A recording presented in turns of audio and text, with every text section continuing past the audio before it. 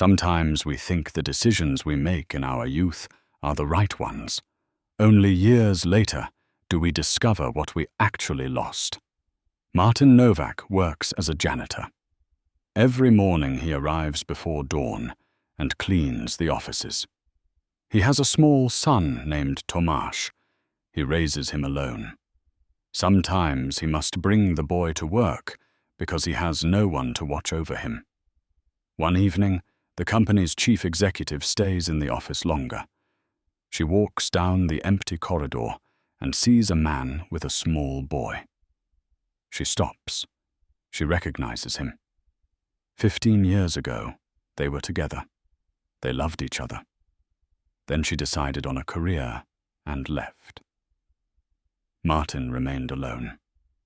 Now he stands before her in work clothes and holds his child's hand. What actually happened between them? Before we return to the story, write us in the comments what you would do in Martin's place. Perhaps you have experienced a similar situation. Share your story, and if this story touched you, give a like and subscribe, because tomorrow I have prepared another touching story for you that will show you that second chances exist. Sometimes we think the decisions we make in our youth are the right ones. Only years later do we discover what we actually lost. Martin Novak works as a janitor. Every morning he arrives before dawn and cleans the offices. He has a small son named Tomasz. He raises him alone. Sometimes he must bring the boy to work because he has no one to watch over him. One evening, the company's chief executive stays in the office longer. She walks down the empty corridor and sees a man with a small boy. She stops. She recognizes him. 15 years ago, they were together. They loved each other. Then she decided on a career and left. Martin remained alone. Now he stands before her in work clothes and holds his child's hand. What actually happened between them? Before we return to the story, write us in the comments what you would do in Martin's place. Perhaps you have experienced a similar situation. Share your story. And if this story touched you, give a like and subscribe, because tomorrow I have prepared another touching story for you that will show you that second chances exist. Martin Novak had always been an early riser, even before life demanded it of him. The alarm clock on his nightstand read 4:30 in the morning when his calloused hand reached out to silence it. He moved quietly through the small apartment, careful not to wake his son who slept in the only bedroom. Martin took the couch every night, a thin blanket and a flat pillow his only comfort. He did not mind. The boy needed rest for school, and that mattered more than his own aching back. The apartment was modest, located on the 3rd floor of an old building on the edge of the city. The walls were thin enough that he could hear his neighbors arguing most evenings. The paint peeled in the corners where moisture had settled over the years. The radiator clanked and hissed, but never quite heated the rooms properly during winter. Still, it was home. It was all he could afford on a janitor's salary, and he kept it clean and orderly. That much he could control. He brewed coffee in the small kitchen, the scent filling the cramped space. The pot was ancient, a wedding gift from years ago that somehow still worked. He poured the dark liquid into a thermos, added 2 sugars, and screwed the lid tight. Breakfast was 2 slices of bread with butter, eaten standing by the counter while looking out the window at the dark street below. The city was still sleeping. Only the streetlights bore witness to his routine. By 5:15, Martin was dressed in his work uniform. The navy blue shirt and matching pants were clean but worn. His name was embroidered over the chest pocket in faded yellow thread. He laced up his work boots, heavy things with steel toes that had seen better days but still held together. He checked on Tomasz one more time before leaving. The boy was 6 years old, small for his age, with dark hair that fell across his forehead as he slept. Martin tucked the blanket around his son's shoulders and kissed his forehead gently. Mrs. Horvath from across the hall would come at 7 to get the boy ready for school. She was a widow in her 70s who had taken a liking to Tomasz and charged Martin almost nothing for her help. He left 40 crowns on the kitchen table for her, more than they had agreed upon. But he wanted her to know he appreciated her kindness. The bus ride to work took 40 minutes. Martin sat in the back, watching the city wake up through the smudged window. Delivery trucks rumbled through intersections. Bakers turned on lights in shop windows. A few other workers, faces tired and drawn, boarded at various stops. No one spoke. They were all bound by the same unspoken understanding that this early hour belonged to survival, not conversation. The office building where Martin worked stood 12 stories tall in the business district. It was all glass and steel, modern and imposing. The company inside dealt with international finance, something Martin did not fully understand nor care to. His job was simple.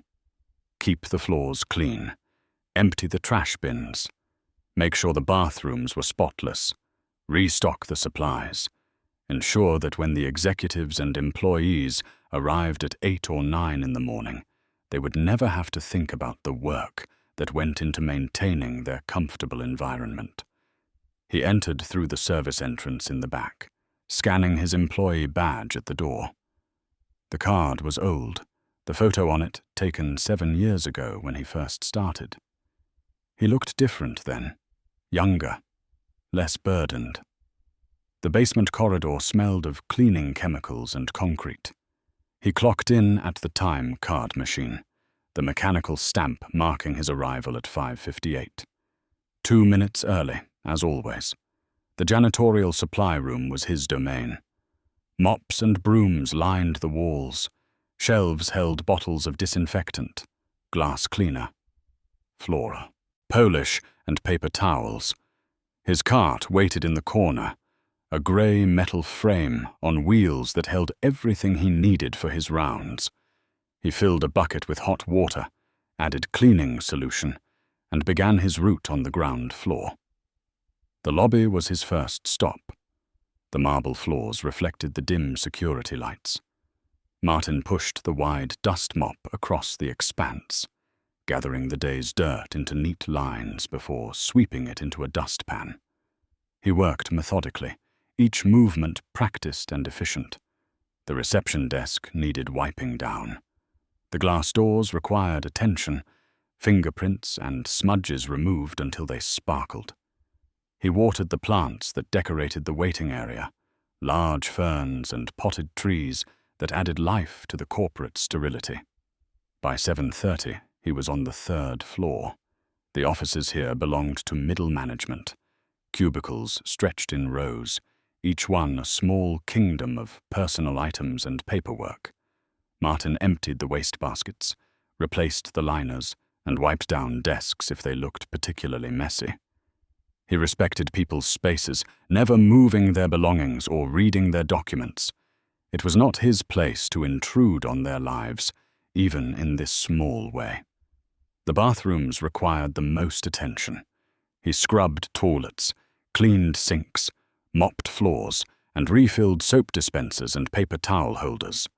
The work was unglamorous, often unpleasant, but he took pride in doing it well.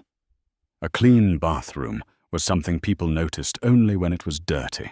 His goal was to be invisible through his competence. Martin had not always been a janitor. 15 years ago, he had been a university student studying architecture. He loved buildings, the way they shaped human experience, the marriage of form and function. He spent hours in the studio, drafting designs and building models. His professors said he had talent, a good eye for proportion and space. He dreamed of seeing his buildings rise from the ground, permanent marks he would leave on the world. That was when he met Helena. She was studying business administration, ambitious and brilliant. They met at a student cafe near campus, a place where conversations flowed as freely as the cheap coffee. She sat alone at a corner table, surrounded by textbooks and notes. He asked if he could share the table. She looked up, smiled, and said yes. That smile changed his life. They became inseparable. Study sessions turned into long walks through the city. They talked about everything: their childhoods, their dreams, their fears. Helena wanted to build a career in corporate management. She spoke passionately about climbing the ladder, proving herself in a male-dominated world. Martin admired her drive. She admired his creativity. They balanced each other. 2 years into their relationship, they moved in together. A small apartment near the university, cramped but filled with love. They were happy. Martin can still remember the way sunlight filtered through the curtains on Sunday mornings, the smell of Helena's perfume on the pillows, the sound of her laughter echoing in the tiny kitchen. But happiness, Martin learned, is fragile. Helena graduated a year before him. She received a job offer from a prestigious firm in the capital. The opportunity was extraordinary, a fast track to everything she had worked for. But it meant leaving. It meant choosing between her dreams and their relationship. They talked for weeks. Martin offered to leave school, to follow her, to find work in the capital. She refused. She said he needed to finish his degree, that his talent deserved to be realized. She promised they would make it work, that distance was temporary. They tried. For 6 months they tried. Phone calls grew shorter. Visits became less frequent. The gap between their lives widened. Helena was immersed in her new world, working 80-hour weeks, attending corporate events, networking with people who spoke a language of profit margins and market shares. Martin struggled to relate. His world of blueprints and building codes felt small in comparison. The end came quietly. No dramatic fight, no betrayal. Just a phone call on a rainy evening. Helena's voice was tired. She said she could not do it anymore. The distance, the guilt, the constant feeling of being torn between 2 lives. She said she loved him, but loved her career more. She said she was sorry. Martin said he understood. He did not. The breakup shattered him. He lost focus on his studies, missed deadlines, stopped attending classes. His professors reached out, concerned, but he could not find the energy to care. Architecture required passion, and his had been extinguished. He dropped out 3 months before graduation. His parents were devastated. They had sacrificed so much to send him to university. He was the first in his family to go. Now he was throwing it away. He could not explain it to them. He could barely explain it to himself. He moved back to his hometown, a mid-sized city where opportunities were limited. He found work in construction, manual labor that required no degree. The irony was not lost on him. He had wanted to design buildings. Now he carried bricks for them. 2 years later, he met Anna. She was a waitress at a restaurant where he ate lunch. She was kind, uncomplicated, and present.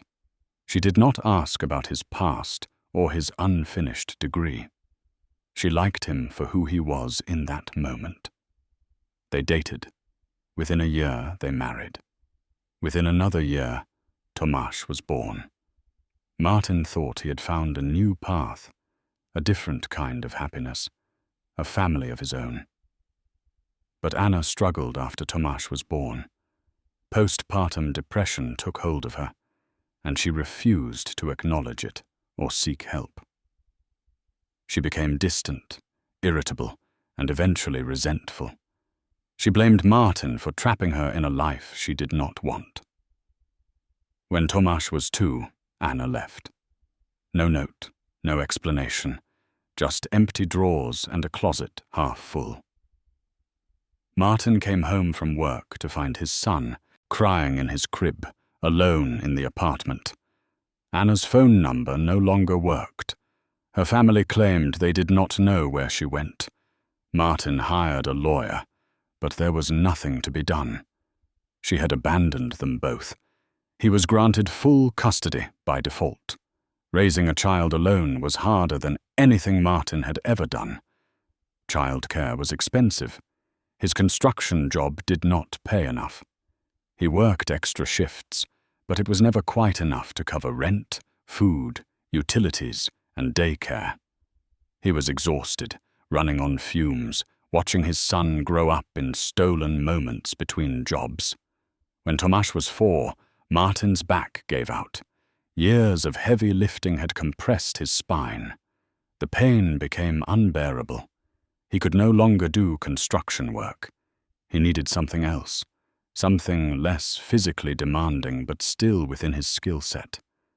That was when he found the janitorial job. It paid slightly less than construction, but had predictable hours and did not destroy his body. He took it. 7 years later, he was still there.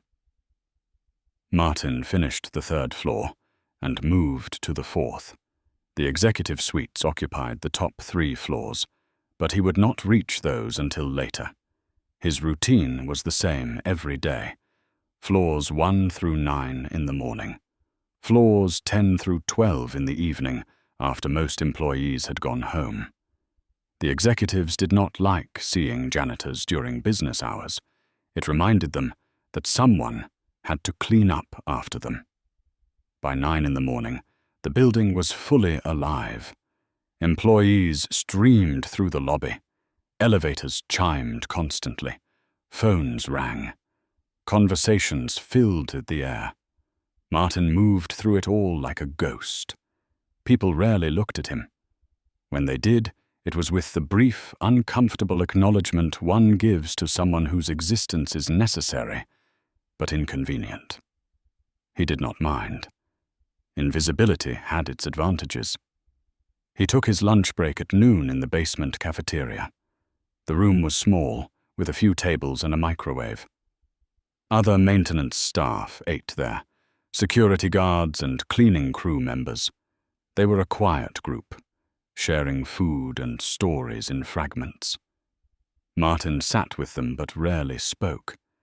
His mind was usually on Tomáš, wondering how his day at school was going. At 3 in the afternoon, Martin's shift officially ended. He clocked out, but instead of going home, he took the bus to Tomáš's school. He picked up his son from the after-school program, and they walked to the park nearby. These hours were precious. Tomáš would talk about his day, about his friends, about what he learned. Martin listened, asked questions, and soaked in every detail. They played on the swings. They fed ducks at the pond. They sat on a bench and shared a snack. For those 2 hours, Martin was not a janitor. He was just a father. But 3 times a week, Martin had to return to the office building for evening shifts. Those were the nights he had no choice but to bring Tomáš with him. Mrs. Horváth could not watch him in the evenings. There was no one else. So Tomáš came to work. Martin set up a small area in the supply room with a blanket, some toys, and a tablet loaded with educational games. The boy was well behaved, understanding in a way that broke Martin's heart. Tomáš never complained. He just sat quietly, playing or drawing, while his father worked. On this particular evening, Martin clocked in at 6. Tomáš held his hand as they walked through the basement corridor. The boy carried his backpack, which held his homework and a coloring book. Martin unlocked the supply room and set up the familiar spot in the corner. Tomasz settled in without fuss. Martin began his evening rounds on the 10th floor. The executive level was different from the rest of the building. The carpets were thicker. The furniture was real wood, not particle board. Artwork hung on the walls. The air even smelled different, a faint scent of expensive cologne and leather. He emptied trash bins in corner offices that overlooked the city. He wiped down conference tables where decisions worth millions were made. He vacuumed the hallways, the machine's hum the only sound in the empty space. At 8:30, Martin returned to the supply room to check on Tomasz. The boy had finished his homework and was now coloring a picture of a house. Martin knelt beside him. "What are you drawing, buddy?" "A house for us," Tomasz said, "with a big yard. And a dog." "Maybe someday," Martin said softly. He ruffled his son's hair. "I have to finish the 12th floor. I will be back in 30 minutes, okay?" "Okay, Papa." Martin took the elevator to the 12th floor. The chief executive's office was at the end of the hall, a massive space with floor-to-ceiling windows. He had cleaned it 100 times, but never when she was there. Tonight, however, the lights were on. He hesitated. His instructions were to clean all offices, but he usually avoided occupied ones. He knocked softly on the open door. A woman's voice called out, "Come in." Martin pushed his cart inside. "I am sorry to disturb you. I can come back later." "No, it is fine," the woman said without looking up from her computer. "Go ahead." Martin began emptying the small trash bin by the door. He worked quickly, trying to be unobtrusive. The woman typed rapidly, her focus intense. He moved to dust the bookshelf. That was when she looked up. Her fingers froze on the keyboard. Her eyes widened. "Martin?" Martin turned. For a moment, the world stopped. Helena. She looked different.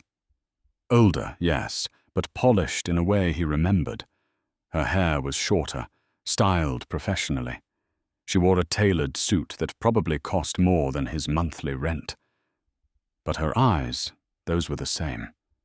The same eyes that had looked at him with love 15 years ago.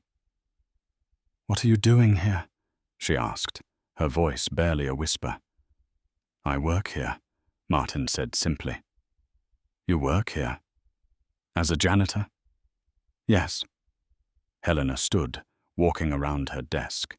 She looked stunned, as if she had seen a ghost.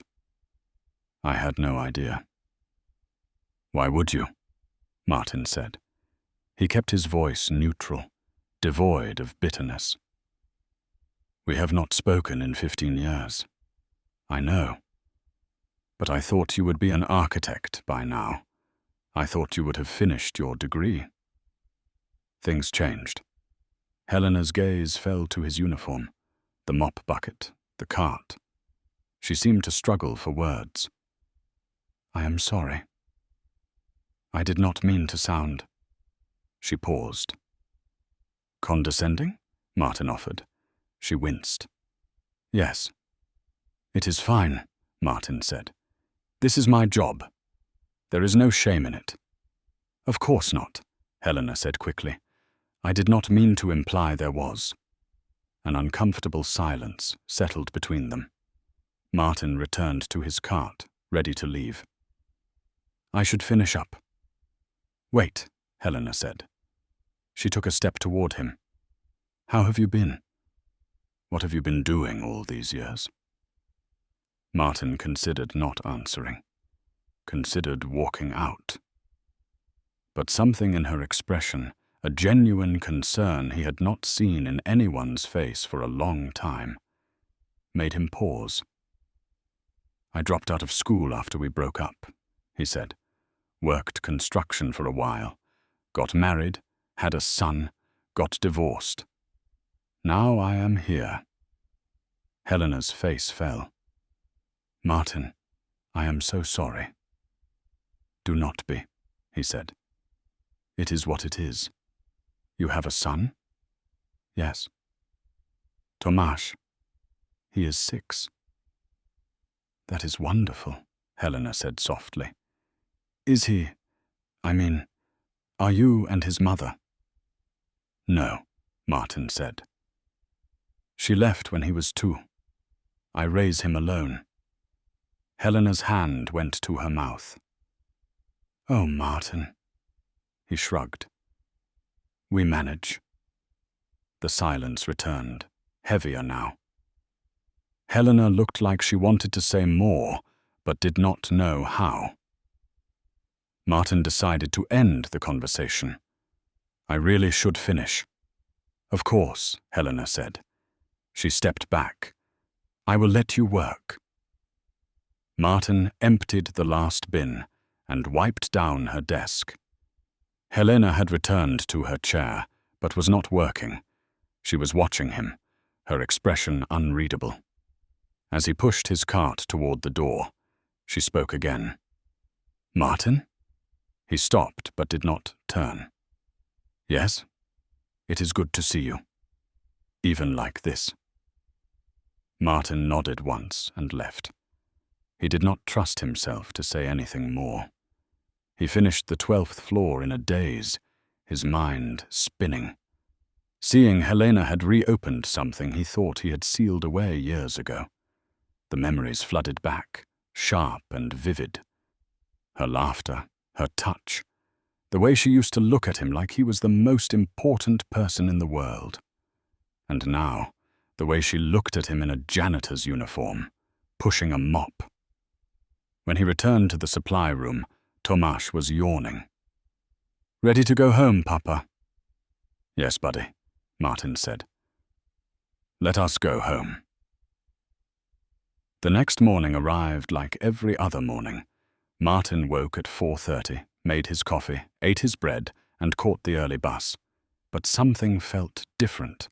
The routine that usually brought him comfort now felt suffocating. His mind kept drifting back to Helena's office, to the shock in her eyes, to the weight of everything left unsaid between them. He went through his morning rounds mechanically, dust mopping the lobby, cleaning the bathrooms, emptying, trash bins. His body performed the tasks, while his mind remained elsewhere. He kept replaying the conversation, analyzing every word, every pause, every expression on her face. By mid-morning, Martin was on the 6th floor when his supervisor found him. Pavel was a thick-set man in his 50s who had worked maintenance for 30 years. He was fair, but strict, the kind of manager who noticed when something was off. Martin, Pavel said, approaching with a clipboard. Can I talk to you for a moment? Of course, Martin said, setting down his mop. Pavel glanced around to make sure they were alone. I got a call from Executive Services this morning, from the 12th floor. Martin's stomach tightened. Is there a problem? Pavel studied him carefully. Apparently, the chief executive requested something unusual. She wants to know your work schedule, specifically when you clean the upper floors. Martin said nothing. His mind raced through possible reasons, none of them good. She also asked about your employment history, Pavel continued. How long you have been here, your performance reviews, whether you have ever had complaints. Have I done something wrong? Martin asked. That is what I am trying to figure out, Pavel said. Have you had any interaction with her? We spoke briefly last night, Martin admitted. She was working late in her office. I cleaned it as usual. Pavel frowned. What did you talk about? Nothing important, Martin said. She asked how I was. I answered. That was it. Pavel did not look convinced, but he nodded slowly. Well, whatever it was, you made an impression. She also requested that you be assigned permanently to the executive floors. Martin felt his chest constrict. What does that mean? It means instead of rotating through the building, you would focus exclusively on floors 10 through 12, Pavel explained. It is actually a good thing. The pay is slightly better, and the work is lighter. Fewer offices to clean, but higher standards. Martin did not know how to feel. Part of him wanted to refuse, to avoid any further contact with Helena. But he could not afford to turn down more money, even a small increase. When would this start? Pavel asked. Monday, if you accept. Martin hesitated, then nodded. I accept. Good, Pavel said. He made a note on his clipboard. I will process the paperwork. And Martin, whatever history you have with the chief executive, keep it professional. I do not want any complications. I understand, Martin said. After Pavel left, Martin stood alone in the hallway, staring at the floor he had just mopped. His reflection looked back at him from the polished surface, distorted and unclear. He wondered what Helena was thinking, why she had requested this change, whether it was kindness or something else entirely. That evening, Martin brought Tomáš to work again. As he settled his son in the supply room, he felt a knot of anxiety in his stomach. He would have to go to the 12th floor. He would probably see Helena again. He was not ready for it, but he had no choice. At 8 o'clock, Martin took the elevator up. The doors opened onto the executive floor, and he pushed his cart down the quiet hallway. Helena's office door was closed. A thin line of light showed underneath. She was still there. Martin cleaned the other offices first, postponing the inevitable. He took his time, wiping down every surface with extra care, vacuuming every corner thoroughly, but eventually he ran out of tasks. He stood outside Helena's door, his hand raised to knock, when it opened suddenly. Helena stood there, as if she had been waiting for him. Martin, she said. Her voice was softer than yesterday, less surprised. Come in, please. He entered, leaving his cart in the hallway. Helena closed the door behind him, and the click of the latch felt unnaturally loud. She gestured to the chairs in front of her desk. Sit down. I would rather stand, Martin said. I am on the clock. This will only take a moment, Helena insisted. Please. Reluctantly, Martin sat. Helena took the chair next to him, rather than returning to her position behind the desk. The gesture felt deliberately informal, an attempt to erase the power dynamic between them. I owe you an apology, Helena began. For yesterday. I was shocked to see you, and I did not handle it well. You do not owe me anything, Martin said. I do, Helena insisted. I was rude, dismissive. You deserved better than that. Martin said nothing. He did not trust himself to speak without revealing the bitterness he was trying so hard to contain. I have been thinking about you all day, Helena continued, about what happened between us, about the choices I made. It was a long time ago, Martin said quietly. It does not matter anymore. It matters to me, Helena said. Her eyes searched his face. When I left, I told myself I was doing the right thing, that my career had to come first, that you would finish your degree and find success, and we would both be better off apart. But that is not what happened, is it? Martin looked away. Things did not go as planned. Because of me, Helena said. Her voice cracked slightly. Because I left you. Martin shook his head. You made your choice. I made mine. I dropped out of school. I gave up. That was on me, not you. You gave up because I broke your heart, Helena said. Do not pretend otherwise. Maybe, Martin admitted. But I am not that person anymore. I have a son. I have responsibilities. I do not have the luxury of dwelling on the past. Helena leaned forward. What if I could help you? What if I could give you a second chance? Martin finally looked at her directly. What are you talking about? Your degree, Helena said. You were 3 months away from graduating. What if you went back? What if you finished what you started? Martin almost laughed. That was 15 years ago. I cannot just go back to university. Why not? Helena asked. You still have the credits you earned. You would only need to complete your final semester. I do not have time, Martin said. I work full-time. I have a child to raise. We could arrange something, Helena offered. Flexible hours here. Maybe even some financial support for tuition. I have connections at the university. I could make calls. Martin stood abruptly. Why are you doing this?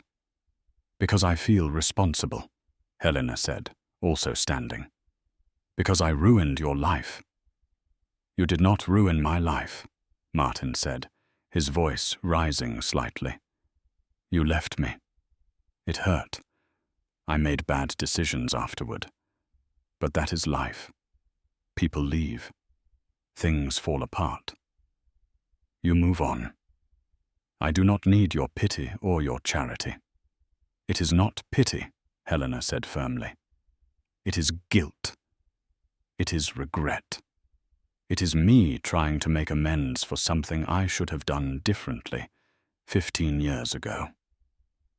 Martin stared at her. The intensity in her eyes was overwhelming. She meant every word. But accepting her help felt like admitting defeat, like acknowledging that he could not survive without her intervention. I need to think about it, Martin said finally. Of course, Helena said. Take all the time you need. Martin moved toward the door, eager to escape the suffocating weight of the conversation. But Helena spoke again, stopping him. There is something else, she said. Something I need to tell you. Martin turned back. What? I never married, Helena said quietly. I never even came close. I built my career. I climbed the ladder. I became chief executive of this company. But I did it alone. And every single day, I wonder if it was worth it. Martin felt something twist in his chest. He did not know what to say to that. Helena continued, her voice barely above a whisper. When I saw you yesterday, standing there with your son, I realized something. You have what I do not. You have someone who loves you unconditionally, someone who needs you, someone who makes all the struggle worthwhile. I have a corner office and a 6-figure salary and nothing else. Martin swallowed hard. I am sorry you feel that way, but I cannot fix that for you. I know, Helena said. I am not asking you to. I just wanted you to know that the choice I made, it cost me too. She looked vulnerable in a way he had never seen before, not even when they were together. The polished executive veneer had cracked, revealing someone lonely and lost beneath. I should get back to work, Martin said softly. Helena nodded. Yes. Of course. He left her office and stood in the hallway for a long moment, his heart pounding. The conversation had shaken something loose inside him, something he had kept buried for years. Anger, grief, longing, all of it surged up at once, threatening to overwhelm him. He pushed his cart to the supply room, his movements automatic. Tomasz looked up from his coloring book. "Are you okay, Papa?" "Yes, buddy," Martin lied. "I am fine." But he was not fine. For the first time in years, Martin allowed himself to wonder what his life might have looked like if Helena had stayed, if he had finished his degree, if he had become an architect, if they had built a life together. The wondering hurt more than he expected. On the bus ride home, Tomasz fell asleep against his shoulder. Martin stared out the window at the passing city, the lights blurring together. He thought about Helena's offer, about going back to school, about finishing what he started. It seemed impossible. He had no time, no energy, no resources, and yet a small part of him, a part he thought had died years ago, whispered that maybe, just maybe, it was not too late. Maybe he could still become the person he once dreamed of being. Maybe there was still a chance for something more than survival. But wanting something and achieving it were two different things. And Martin had learned the hard way that dreams were fragile, easily broken by the weight of reality. Still, as he carried his sleeping son up the stairs to their apartment, he could not quite shake the image of Helena's face, the regret in her eyes, the longing in her voice.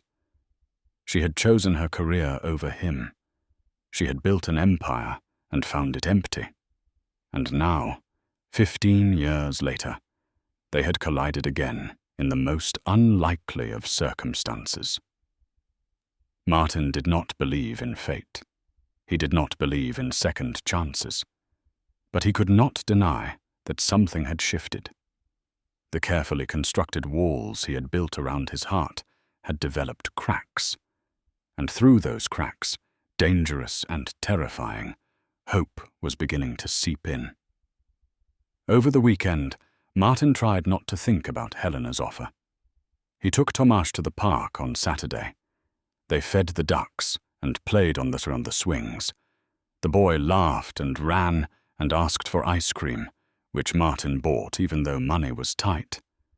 These simple moments were what mattered, not unfinished degrees or lost opportunities. Just a father and his son, finding joy where they could. On Sunday they visited Martin's parents. His mother fussed over Tomasz, feeding him too much cake and spoiling him with attention. His father sat in his worn armchair, reading the newspaper and occasionally grunting responses to questions. They were good people, hard-working and honest, but they had never quite forgiven Martin for dropping out of university. The disappointment hung in the air like smoke, never mentioned but always present. During lunch, his mother asked about work. "It is fine," Martin said. "Same as always." She nodded, not pressing further. His father looked up from his paper. "You still cleaning offices?" "Yes, Papa." His father made a sound in his throat, something between acknowledgement and disapproval. Then he returned to his reading. Martin felt the familiar ache of inadequacy. He was 40 years old, raising a child alone, working as a janitor. This was not the life anyone had imagined for him. Not his parents, not Helena, not himself. After lunch, while Tomasz played in the backyard with his grandmother, Martin's father called him into the small study. The room smelled of old books and pipe tobacco. His father closed the door and sat down heavily. "Something is bothering you," his father said. It was not a question. Martin considered denying it, but saw no point. "I ran into someone from my past, someone I used to know at university." His father waited, his weathered face impassive. "It is complicated," Martin continued. "She is successful now.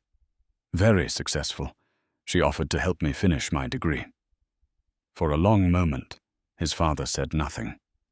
Then he leaned back in his chair. And what did you say? I said I would think about it. Why would you need to think about it? His father asked. You were 3 months from graduating. You threw away years of work and our money. Now someone offers you a chance to fix that mistake, and you hesitate? It is not that simple, Martin said. Nothing worthwhile is simple, his father replied. You made a choice 15 years ago, a bad choice. You let heartbreak destroy your future. I have lived with that disappointment every day since. But if you have a chance to correct it, you take it. You do not think about it. You do not make excuses. You do it. Martin felt the words like a physical blow. His father rarely spoke this directly, but when he did, it carried the weight of absolute truth. What about Tomasz? Martin asked. I work full-time. I cannot just go back to school. You find a way, his father said. You always find a way when something matters enough. The question is, does it matter to you, or have you given up completely? I have not given up, Martin said, though he was not sure if he believed it. Then prove it, his father said. Stop using your son as an excuse. That boy needs a father who fights for a better life, not one who accepts defeat. The conversation ended there. His father opened the door and returned to the living room, leaving Martin alone with his thoughts. The words stung because they were true. He had been using Tomasz as a shield, hiding behind his responsibilities to avoid taking risks. On Monday morning, Martin started his new assignment on the executive floors. The work was indeed lighter, as Pavel had promised. Only 3 floors, fewer offices, but everything had to be immaculate. The executives noticed details: a streak on a window, a smudge on a desk, a trash bin not perfectly aligned. Martin moved through the 10th and 11th floors carefully, his attention focused on every task. He saved the 12th floor for last, delaying the inevitable encounter with Helena. When he finally took the elevator up, it was nearly 9 in the morning. Most of the executives had arrived. He could hear voices behind closed doors, phone conversations, the occasional burst of laughter. Helena's office door was open. She sat at her desk, speaking on the phone. She glanced up as Martin passed, gave a brief nod, then returned to her conversation. He felt both relieved and disappointed.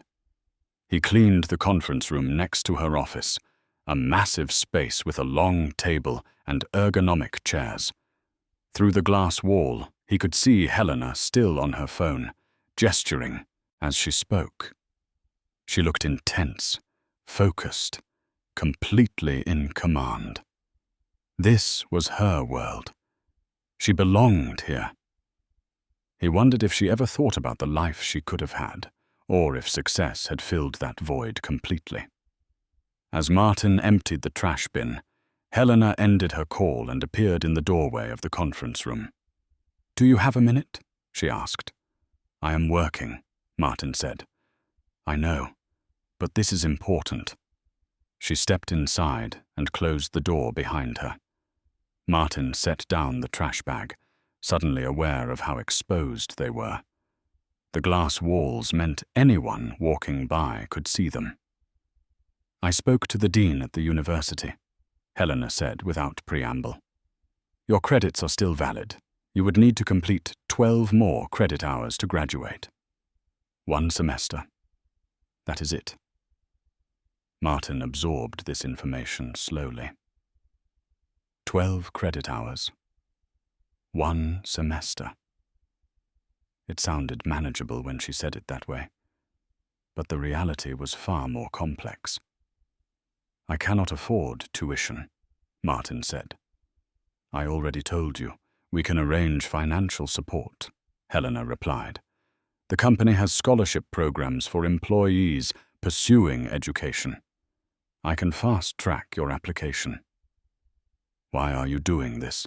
Martin asked again. I told you why. Because I feel responsible, Helena said. Because I want to help. Helping me does not change what happened, Martin said. It does not erase the past. I know that, Helena said quietly. But maybe it helps the future. For both of us. What does that mean? Martin asked. Helena hesitated, choosing her words carefully. I have spent 15 years building a career. I am good at what I do. But I am not happy. I look around and realize I have no real connections, no family, no partner, just work. And when I saw you again, it reminded me of what I gave up. Helping you feels like maybe I can fix at least one thing I broke. You did not break me, Martin said. I broke myself. You were the catalyst, Helena said, and I need to take responsibility for that. Martin looked at her, really looked at her. Beneath the tailored suit and professional demeanor, he saw genuine pain. She was telling the truth. This mattered to her. What about Tomáš? Martin asked. If I go back to school, I would need help with him. Classes? Studying? I cannot do that and work full-time and raise a child alone. We can adjust your work schedule, Helena offered. Part-time hours with full-time pay while you complete your degree.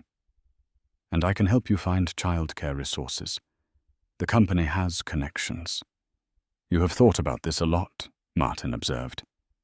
I have, Helena admitted, because I believe in you. I always did, even when you did not believe in yourself. Her words hung in the air between them. Martin felt something shift inside him, a loosening of the tight knot of resistance he had carried since their first conversation. Maybe his father was right. Maybe this was his chance to stop hiding behind excuses and actually fight for something better. I need to think about it, Martin said. But I am, considering it. That is all I ask, Helena said. She smiled, and for a moment, he saw the girl he had loved 15 years ago. Young and hopeful and full of possibility. Take your time, but do not take too long. The semester starts in 6 weeks. After she left, Martin stood alone in the conference room, staring at his reflection in the polished table. He looked tired, worn down, but maybe, just maybe, not completely defeated.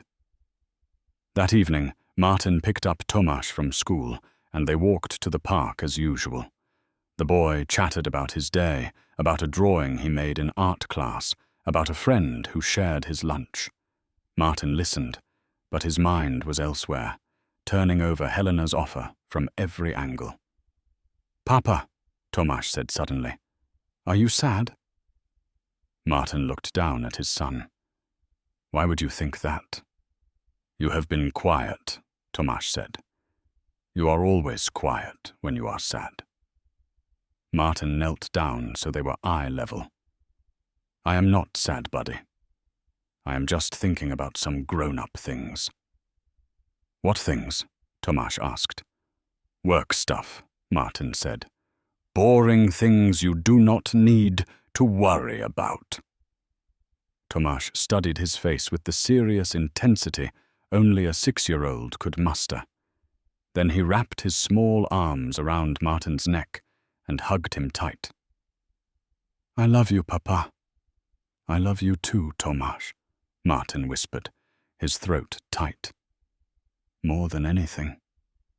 They sat on the park bench together, watching other children play. Martin thought about his father's words, about Helena's offer, about the life he could give Tomáš if he actually finished his degree and became an architect. Better apartment, better school, better opportunities. Was that not worth the risk? Was that not worth pushing past his pride and accepting help? By the time they left the park, Martin had made a decision. It terrified him. It felt like standing on the edge of a cliff, unsure if he would fly or fall. But he was going to do it. He was going to go back to school. He was going to finish what he started. And maybe, just maybe, he would prove to everyone, including himself, that it was not too late to become the man he was meant to be. The next morning, Martin arrived at Helena's office before his shift officially started. She was already at her desk, reviewing documents. When she saw him standing in the doorway, she looked up with surprise. "Martin," she said, "is everything all right?" "I want to do it," Martin said without preamble. "I want to go back to school." Helena stood immediately, her face lighting up with something that looked like relief mixed with joy. "You are sure?" "I am terrified," Martin admitted. "But yes, I am sure." Helena walked around her desk and for a moment looked like she might embrace him, but she stopped herself. "This is wonderful," she said instead. "We will make this work, Martin. I promise." Over the next 2 weeks, Helena moved mountains. She arranged for Martin's work schedule to shift to evenings only, 4 hours a night, 5 days a week. His pay remained the same as full-time, through what she called an educational incentive program. She contacted the university and expedited his re-enrollment. She connected him with a childcare service that offered subsidized rates for single parents. She even found a tutor who specialized in helping returning students adjust to academic life. Martin felt overwhelmed by the speed of it all. Every time he raised a concern, Helena had already anticipated it and found a solution. It was both impressive and slightly unnerving. He wondered if she was doing this out of genuine care, or if it was simply her executive nature to control every variable. On a Thursday afternoon, Martin met with Professor Dvorak, the head of the architecture department. The man was in his 70s, with white hair and glasses that perpetually slid down his nose. He remembered Martin immediately. "Novak," Professor Dvorak said, shaking his hand firmly. "I never thought I would see you again." "I am surprised myself," Martin admitted. They sat in the professor's cluttered office, surrounded by architectural models and rolls of blueprints. "You were one of my best students," Professor Dvorak said. "Talented, creative. When you dropped out, I was disappointed but not entirely surprised."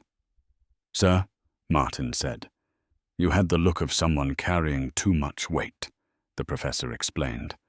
"Sometimes life breaks us before we are ready. The question is whether we stay broken or find a way to rebuild." "That is why I am here," Martin said. "To rebuild." The professor nodded approvingly. "You will need to complete a capstone project, a full architectural design, from concept to technical drawings. It will require significant time and effort." "I understand," Martin said. "You will also need to take 2 elective courses to reach your credit requirement," the professor continued. "I recommend structural engineering and sustainable design. Both will serve you well in the current market." Martin took notes, his hand cramping slightly. He had not written this much in years. "Classes start in 3 weeks, Professor Dvorak said. "You will be older than your classmates. Some may be younger than half your age. That may feel strange." "I have felt strange for 15 years, Martin said. "I think I can manage." The professor smiled. "Good. Then I look forward to seeing what you create, Mr. Novak." That evening, Martin told Tomáš about the changes coming. They sat together on the couch, the boy leaning against his father's side. "Papa is going to go back to school," Martin explained. "Like you go to school?" Tomáš asked. "Similar," Martin said. I will be learning how to design buildings. Like houses? Tomasz asked, his eyes brightening. Exactly like houses, Martin confirmed. Big buildings, small buildings, all kinds. That is so cool, Tomasz said. Does that mean you will not be a janitor anymore? Eventually, yes, Martin said. But it will take time. I will still work at night, and I will go to school during the day. When will you sleep? Tomasz asked with concern that melted Martin's heart. I will figure it out, Martin assured him. And you will have a babysitter, a nice lady named Mrs. Crawl, who will pick you up from school and stay with you until I get home. Tomasz considered this. Will I still see you? Every day, Martin promised. I will always make time for you, no matter what. The boy seemed satisfied with this answer. He returned his attention to the cartoon playing on the television. Martin sat there, feeling the weight of his decision settling over him. There would be no room for error, no space for failure. He would have to balance work, school, and parenting with precision.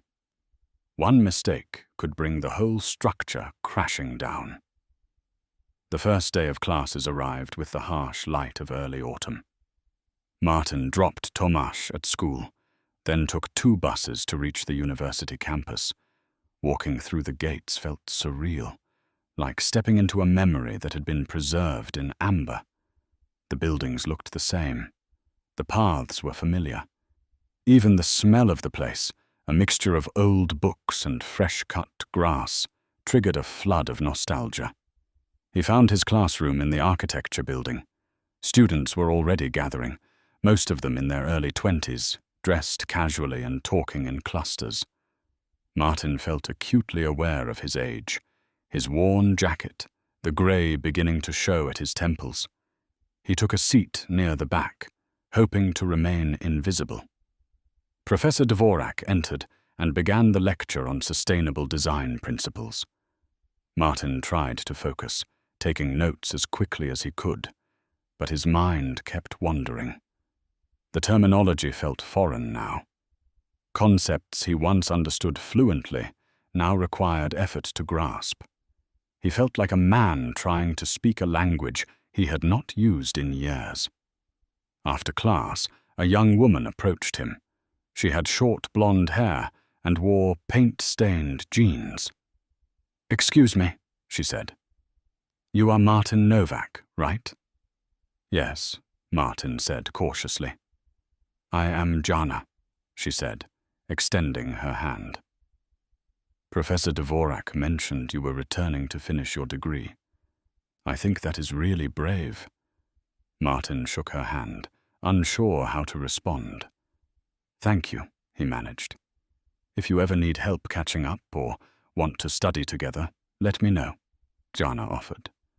"Some of this stuff can be overwhelming even for those of us who have been here all along."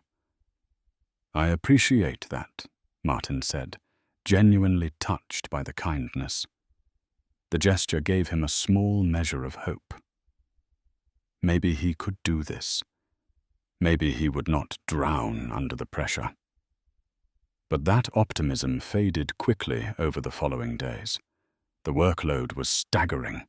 Reading assignments, problem sets, design sketches, all requiring hours he did not have. He would attend class from 9 until 3, rush to pick up Tomasz from Mrs. Kral, spend 2 hours with his son, then head to work from 7 until 11 at night. By the time he got home, it was midnight. He would study until 2 or 3 in the morning, sleep for a few hours, then start the cycle again. His body ached constantly. His eyes burned from exhaustion. Coffee became his primary food group. He lost weight rapidly, his clothes hanging loose on his frame.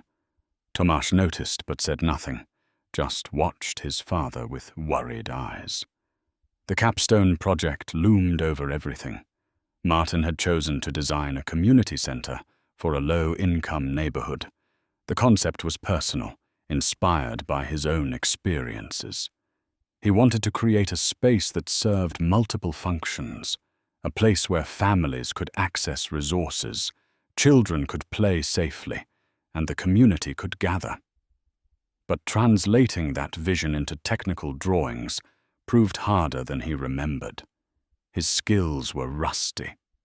His hand cramped when drafting.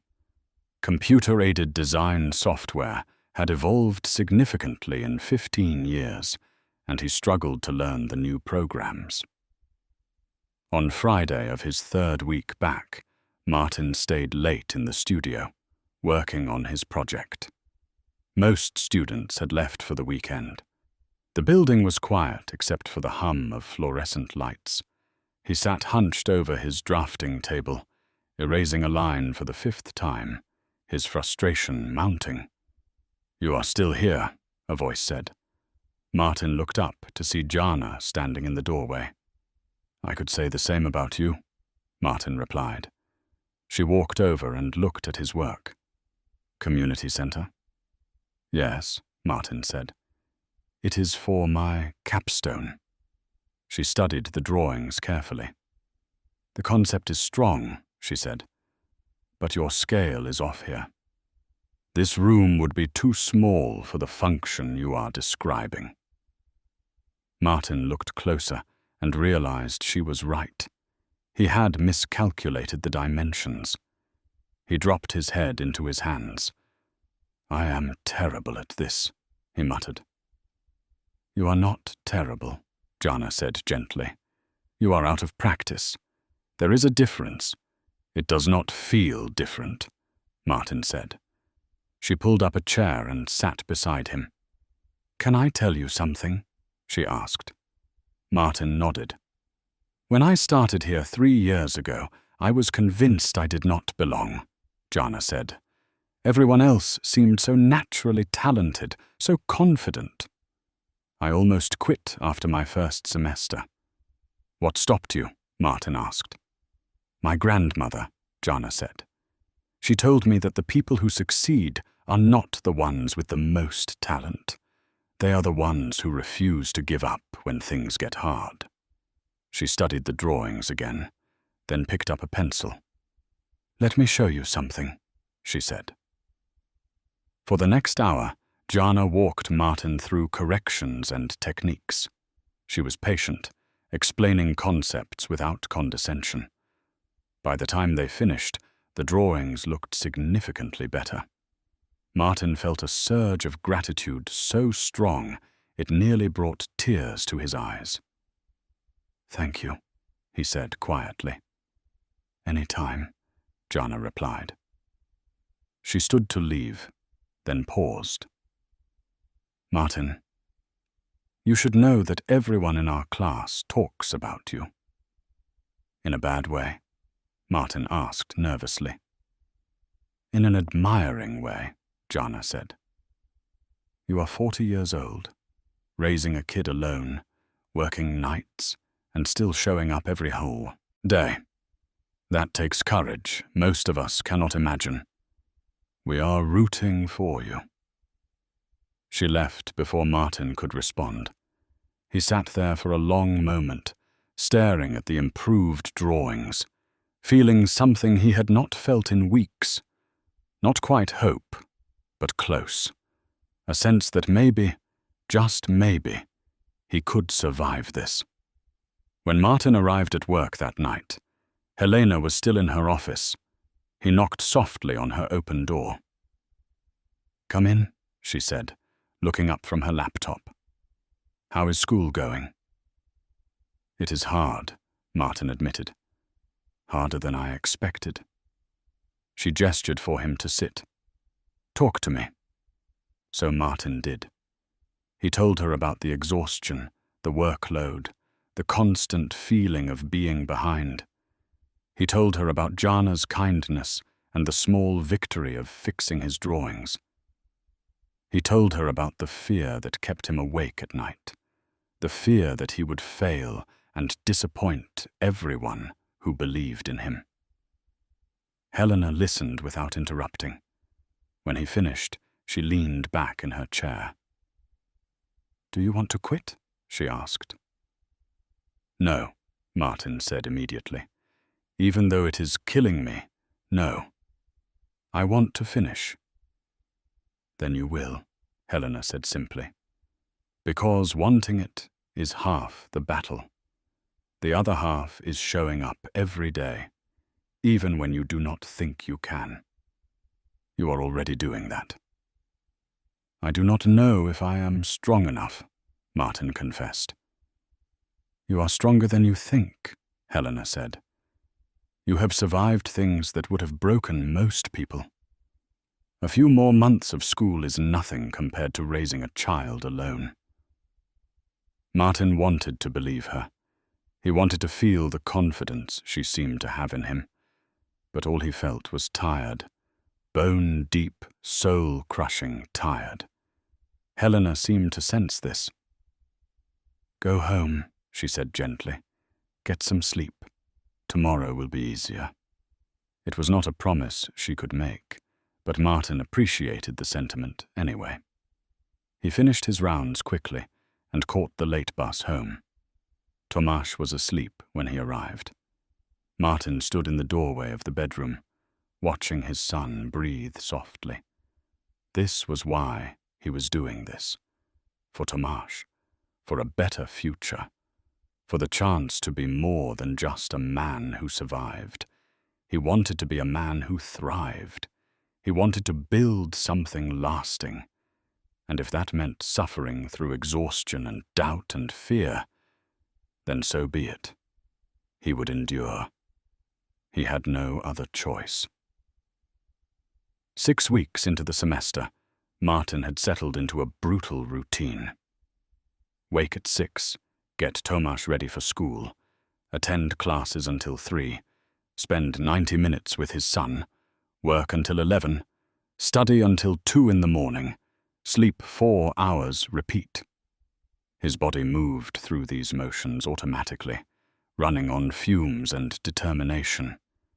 The exhaustion had become so constant that he barely noticed it anymore.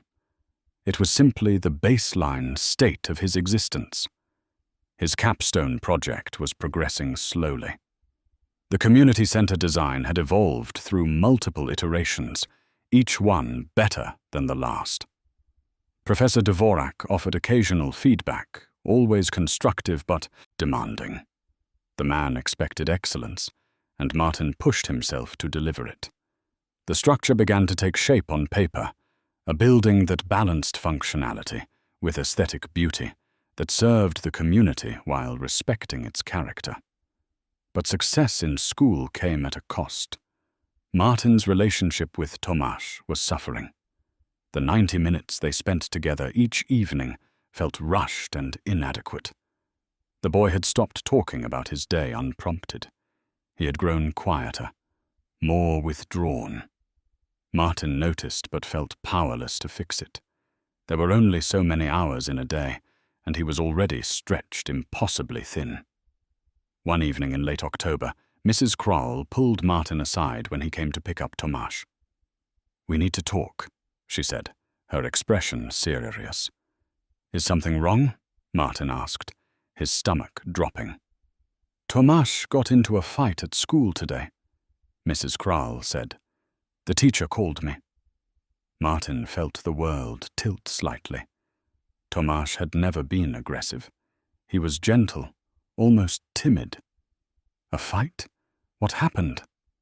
"Another boy said something about you," Mrs. Kroll explained. "Called you a janitor in a mean way. Tomáš hit him." Martin closed his eyes, feeling a wave of guilt wash over him. "Where is he?" "In the bedroom," Mrs. Kroll said. "He has been crying. He is ashamed." Martin found Tomáš sitting on the bed, his face red and puffy. The boy looked up when his father entered, and fresh tears spilled down his cheeks. "I am sorry, Papa," Tomáš whispered. "I know fighting is wrong." "Come here," Martin said softly, sitting beside him.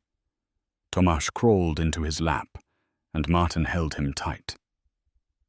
Tell me what happened, the boy explained between sobs. A classmate had mocked Martin's job during recess, said his father was just a cleaner, that he did not matter. Tomasz had defended him. When the mockery continued, Tomasz had shoved the other boy. The boy had fallen and scraped his knee. Now Tomasz was suspended for 1 day. You were defending me, Martin said gently. I was, Tomasz confirmed. He said mean things about you. I love you for that, Martin said. But violence is not the answer. I know, Tomasz said miserably. I just got so angry.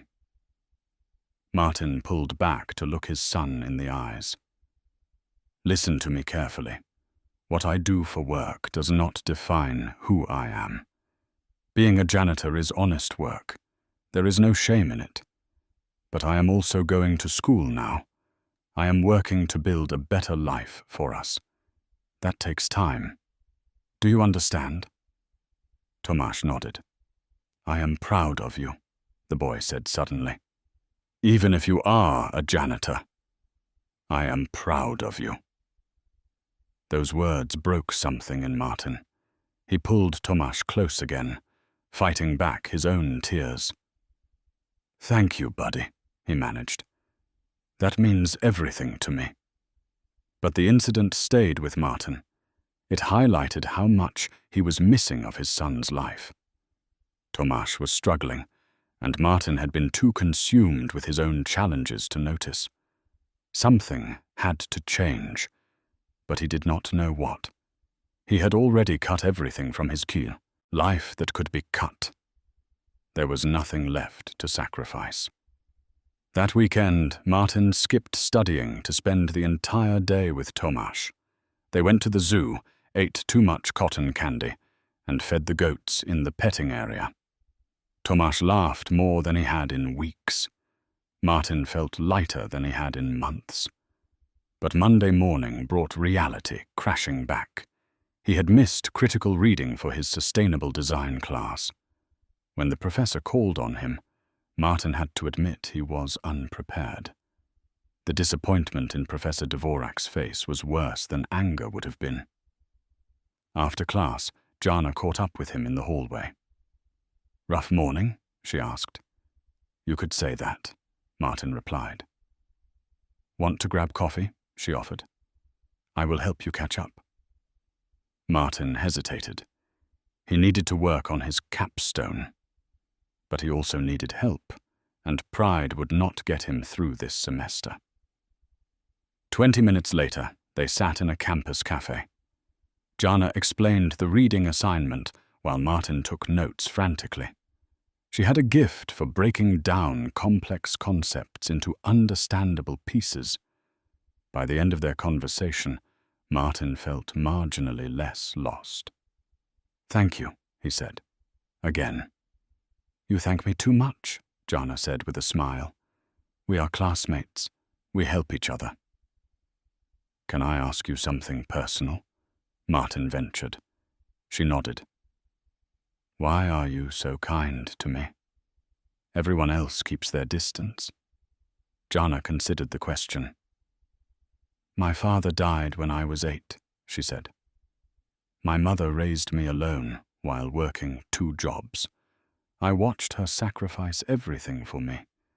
When I see you doing the same thing, I see her.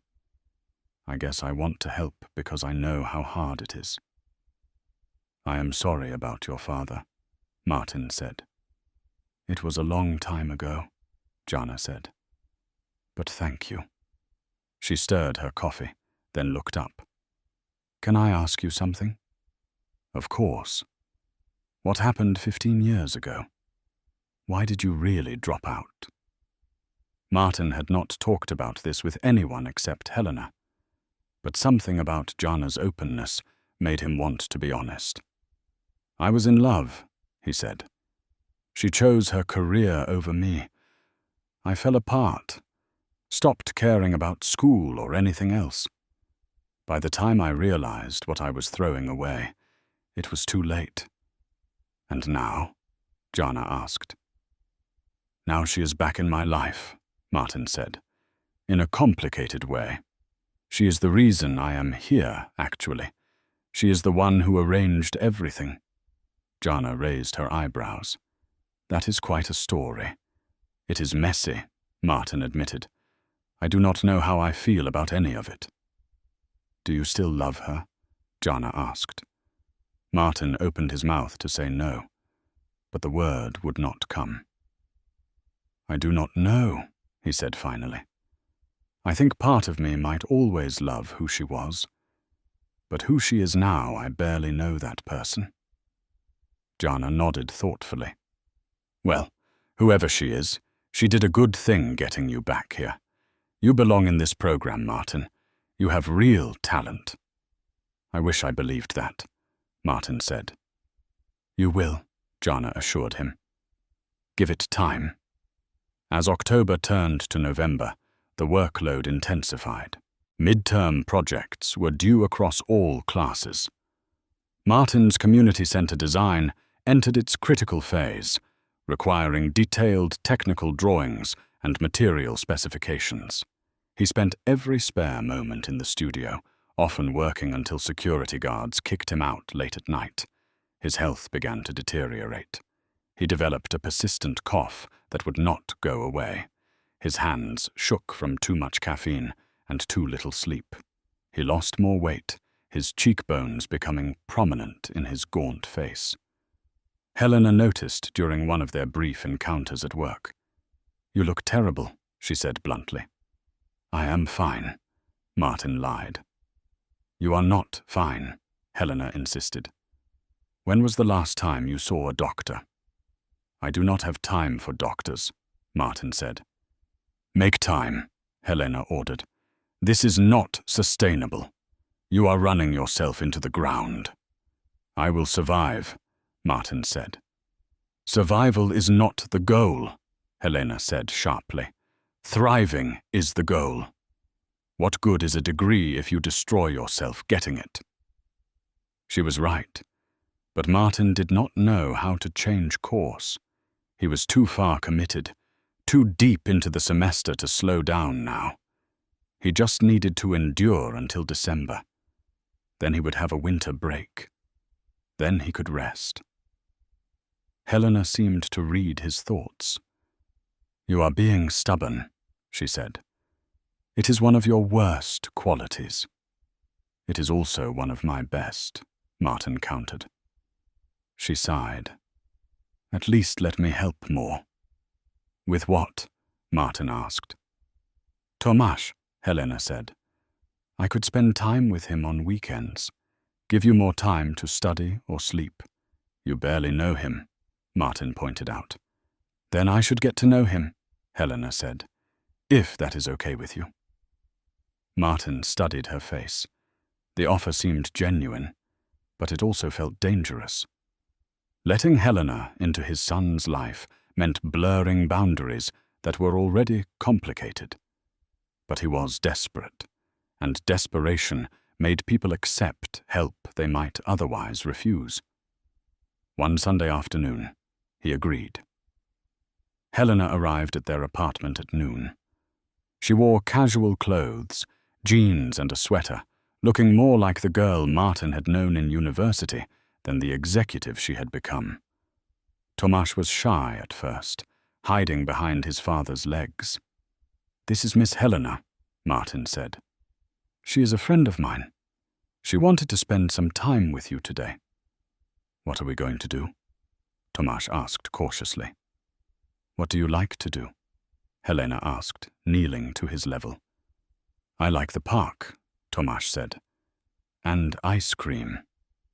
Then we will go to the park and get ice cream, Helena said. Sound good? Tomasz looked at his father for permission. Martin nodded. Go have fun, buddy. Watching them leave together felt strange. Helena held Tomasz's hand as they walked down the stairs, the boy chattering now about his favorite playground equipment. Martin stood at the window, watching them disappear around the corner, feeling an emotion he could not quite name. Relief, certainly, but also something else. Something that felt like the pieces of a broken life trying to fit back together. He forced himself to turn away from the window. He had 5 hours of uninterrupted time. He needed to use it wisely. He spread his drawings across the kitchen table and got to work. The afternoon passed quickly, productively. For the first time in weeks, Martin felt like he was making real progress. His mind was clearer without the constant background worry about Tomáš. He refined details, corrected calculations, improved elevations. When Helena and Tomáš returned at 5, the boy was glowing with happiness. "We fed the ducks, Papa," Tomáš announced, "and Helena bought me chocolate ice cream with sprinkles." "That sounds wonderful," Martin said. "Did you say thank you?" "Thank you, Miss Helena," Tomáš said obediently. "You are very welcome," Helena replied. She looked at Martin. "Can I talk to you for a minute?" They stepped into the hallway while Tomáš watched television inside. "He is a great kid," Helena said. "You have done an amazing job with him." "Thank you," Martin said. "I mean it," Helena continued. "He is smart and kind and funny. You should be proud." "I am," Martin said. There was a pause. Helena seemed to be gathering courage for something. "Martin, I want to be honest with you about why I offered to help," she said.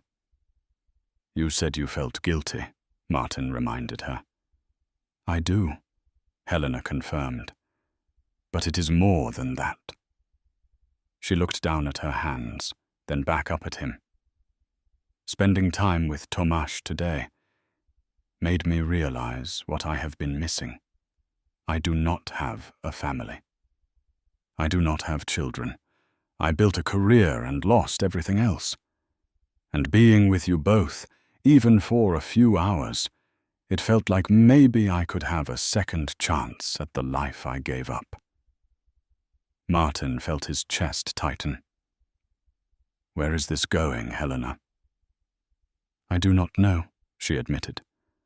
"I just know that I want to be part of your life.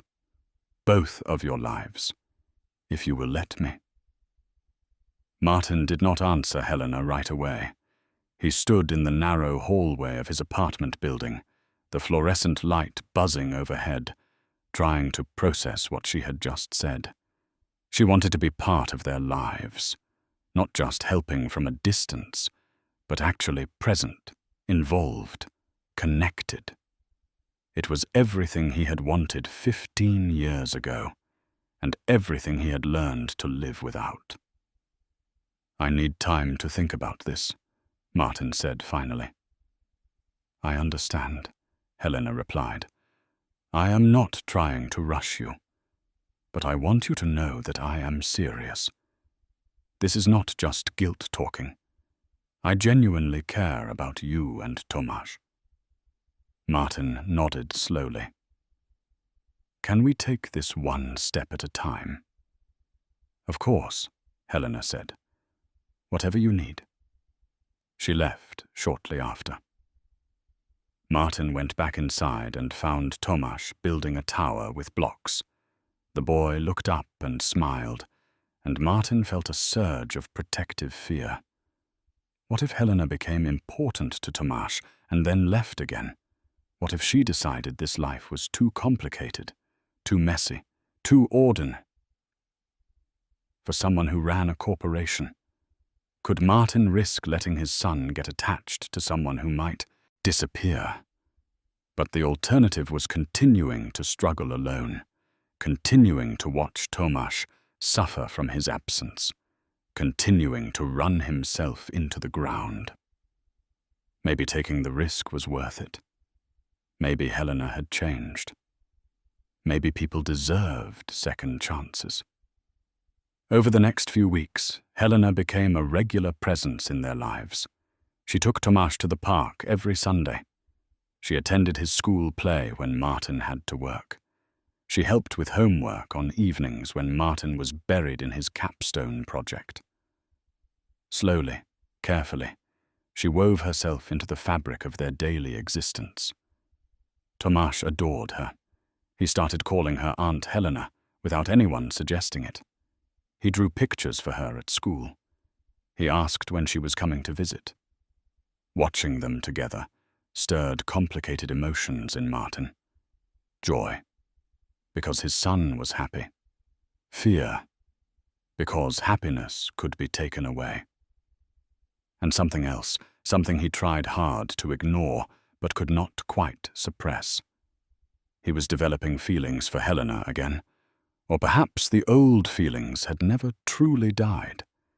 The way she laughed at Tomasz's jokes, the way she listened when Martin talked about his project, the way she looked at him sometimes with an expression that seemed to hold regret and hope in equal measure. It confused him. It terrified him. He could not afford to fall in love with her again. At the university, Martin's work was improving. The community center design was taking shape beautifully. Professor Dvorak had praised his latest revisions, calling the project ambitious and well executed. Jana continued to be a steady source of support, helping him navigate technical challenges and offering encouragement when his confidence wavered. One afternoon in late November, Martin stayed late in the studio to finalize his presentation boards. The semester was nearly over. Final reviews were in 2 weeks. Everything hinged on this project. If he failed, all the sacrifice, all the exhaustion, all the time away from Tomasz would be for nothing. He was adjusting the scale on an elevation drawing when his phone rang. It was Mrs. Kral. "Martin," she said, her voice tight with worry. "You need to come to the hospital. Tomasz had an accident." The world stopped. "What happened?" Martin demanded, already grabbing his coat. "He fell at the playground," Mrs. Kral explained, hit his head on the equipment. He was unconscious for a few seconds. The school called an ambulance.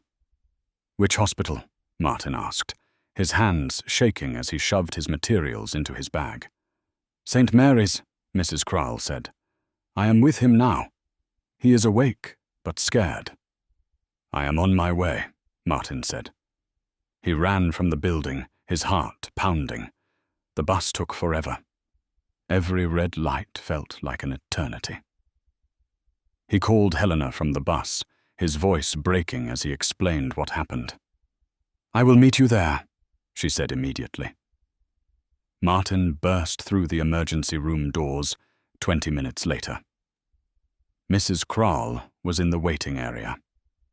She stood when she saw him. "Where is he?" Martin asked. "They are examining him," Mrs. Kral said. "Room 7. The doctor said it does not look serious, but they want to do a scan to be sure." Martin found room 7 and pushed through the curtain. Tomasz lay on the bed, looking small and pale against the white sheets. A nurse was checking his vital signs. "Papa," Tomasz said, his voice thin. His eyes filled with tears. "I'm here, buddy," Martin said, rushing to his side. He took his son's hand. "I am right here." "It hurt," Tomasz whispered. "I know, sweetie," Martin said. "But you are going to be okay." The doctor arrived, a middle-aged woman with kind eyes. She examined Tomasz carefully, shining a light in his eyes, asking questions. She explained that head injuries in children always looked more serious than they were. The scan would confirm, but she believed Tomasz would be fine.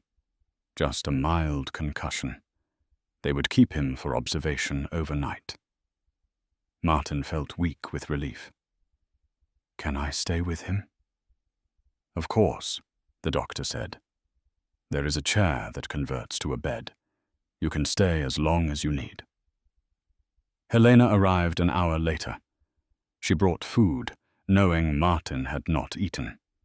She sat with them, talking quietly to Tomasz, distracting him from the beeping machines and unfamiliar surroundings. Martin watched her with gratitude and something deeper. She did not have to be here. This was not her child, not her responsibility. But she showed up anyway. That night, after Tomasz finally fell asleep, Helena and Martin sat in the dim room, speaking in whispers. "I was so scared," Martin admitted. His voice cracked. "When Mrs. Kroll called, I thought I might lose him." "But he is okay," Helena said gently. "He is going to be fine." "I know," Martin said. "But it reminded me how fragile everything is, how quickly it can all fall apart." He looked at her. "You did not have to come." "Yes, I did," Helena said. "You needed someone. Tomasz needed someone. I wanted to be that person." "Why?" Martin asked. "After everything that happened between us, why do you care so much?" "Because I never stopped caring," Helena said quietly. "I thought I could. I thought focusing on my career would fill the void. But it did not. And when I saw you again, I realized that you were always the one that got away." Martin felt tears prick his eyes. "I do not know if I can trust you," he said honestly. "After you left, it broke me. I cannot go through that again. And I cannot let Tomasz go through it either." "I am not going anywhere," Helena said firmly. "I know you do not believe that yet, but I will prove it to you, however long it takes."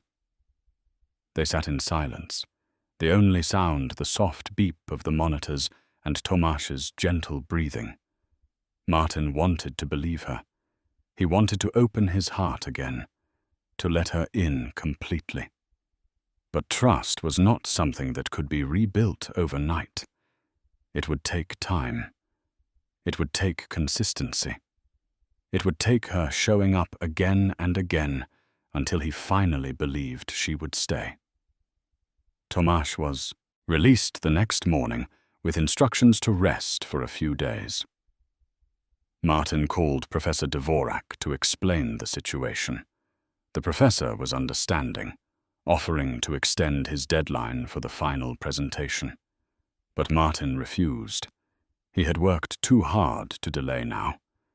He would rest with Tomasz today, then return to work tomorrow. He could not afford to fall behind. Helena insisted on helping. She took time off work, something Martin suspected she rarely did, and stayed at the apartment to care for Tomasz while Martin attended his classes. She cooked meals, did laundry, kept the boy entertained with games and stories. By the third day, it felt almost natural having her there, like she belonged. One evening, after Tomasz had gone to bed, Martin and Helena sat on the couch together. The apartment was quiet, peaceful in a way it rarely was. "You have been amazing this week," Martin said. "Thank you." "I have enjoyed it," Helena admitted. "This being here with you both, it feels right." "It does," Martin agreed. "But that scares me." "Why?" Helena asked. "Because I am starting to depend on you," Martin said, "and dependency leads to vulnerability, and vulnerability leads to pain." "Only if the person leaves," Helena said. She turned to face him fully. "Martin, I am not the same person I was 15 years ago. I was selfish then, ambitious to the point of cruelty. I hurt you because I thought career success was the only thing that mattered. But I have learned that success without connection is empty. I have money, power, prestige, and none of it means anything because I have no one to share it with. Until now." Martin searched her face. He saw sincerity there, but also the same determination he remembered from their youth. Helena always got what she wanted. Was he just another goal for her? Or was this real? "I need you to understand something," Martin said. "If you become part of our lives, really part of them, you cannot just walk away when things get hard.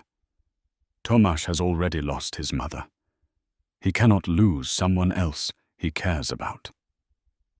"I am not going anywhere," Helena repeated. She reached out and took his hand. "I promise you, Martin, I am here for the long term, whatever that looks like." He wanted to believe her. And maybe, he thought, belief was a choice. Maybe trust was something you decided to give, despite the risks, because the alternative was living alone forever.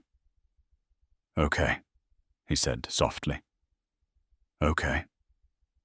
Helena smiled, relief washing over her face. She squeezed his hand. "Thank you for giving me this chance." "Do not make me regret it," Martin said, half joking, but also serious. "I will not," Helena promised. The moment hung between them, heavy with possibility. Martin felt something shift, a wall coming down brick by brick. It was terrifying and exhilarating in equal measure. The following week, Martin returned to his normal schedule. Tomasz recovered fully and went back to school. Helena continued to visit regularly, but also gave them space, understanding that Martin needed to maintain some independence. The final presentations were scheduled for the first week of December. Martin worked frantically to perfect every detail of his community center design. The boards were mounted beautifully, the technical drawings precise, the renderings compelling. Jana helped him practice his presentation, offering feedback on his delivery and pacing. The night before the review, Martin could not sleep. He lay on the couch, staring at the ceiling, running through his presentation over and over in his mind. Everything he had worked for came down to tomorrow. One presentation, one chance to prove he belonged. At 3 a.m, his phone buzzed with a text message. It was from Helena. "You are going to be amazing tomorrow. I believe in you." He stared at the words for a long time. Then he typed back, "Thank you. For everything." Her response came immediately. "Get some sleep. Tomorrow you show them what you are made of." Martin smiled in the darkness. He set the phone down and closed his eyes. For the first time in months, he felt something he had almost forgotten. Not just hope, not just determination, but genuine belief that maybe, just maybe, he could actually pull this off. That his life, fractured and difficult as it had been, might be coming back together in a new shape. One that included the dreams he had abandoned, the son he cherished, and the woman he had never stopped loving. Tomorrow would tell. The presentation day arrived cold and clear. Martin woke early, dressed in the one decent suit he owned, and took extra care with his appearance. This was it. The moment that would determine whether the last 4 months of sacrifice had been worth it. He dropped Tomasz at school, hugged him extra tight, and promised to tell him all about it later. The boy smiled and told him good luck. Helena had offered to attend the presentation, but Martin had declined. He needed to do this alone, to prove to himself that he could succeed on his own merit. The architecture building was buzzing with nervous energy when Martin arrived. Students clustered in groups, reviewing notes and adjusting presentation boards. Jana found him immediately. "Ready for this?" she asked. "As ready as I will ever be," Martin replied. "You are going to do great," Jana assured him. Your project is one of the strongest in the class." Martin wished he felt as confident as she sounded. The review panel consisted of 3 professors and 2 practicing architects from the city. They sat behind a long table, their faces professionally neutral. Students presented in alphabetical order, which meant Martin would go somewhere in the middle. He watched the presentations before his, trying to learn from each one. Some students were polished and confident. Others stumbled through their explanations. The panel asked tough questions, probing for weaknesses in concept and execution. When Martin's name was called, his heart hammered in his chest. He walked to the front of the room, his presentation boards mounted on the wall behind him. He took a deep breath and began. "Good morning. My name is Martin Novak, and I am presenting a community center design for the Riverside neighborhood." His voice was steady, stronger than he expected. He explained his concept, the research he had conducted, the needs he was addressing. He walked through the site plan, the floor layouts, the structural systems. He discussed material choices, sustainability features, accessibility considerations. The words flowed naturally, his passion for the project evident in every sentence. The panel listened attentively, taking notes. When he finished his presentation, Professor Dvorak spoke first. "Mr. Novak, this is impressive work. Your concept is strong, and your execution is thorough. However, I have concerns about your budget projections. This facility, as designed, would be expensive to build. How do you justify the cost for a low-income neighborhood?" Martin had anticipated this question.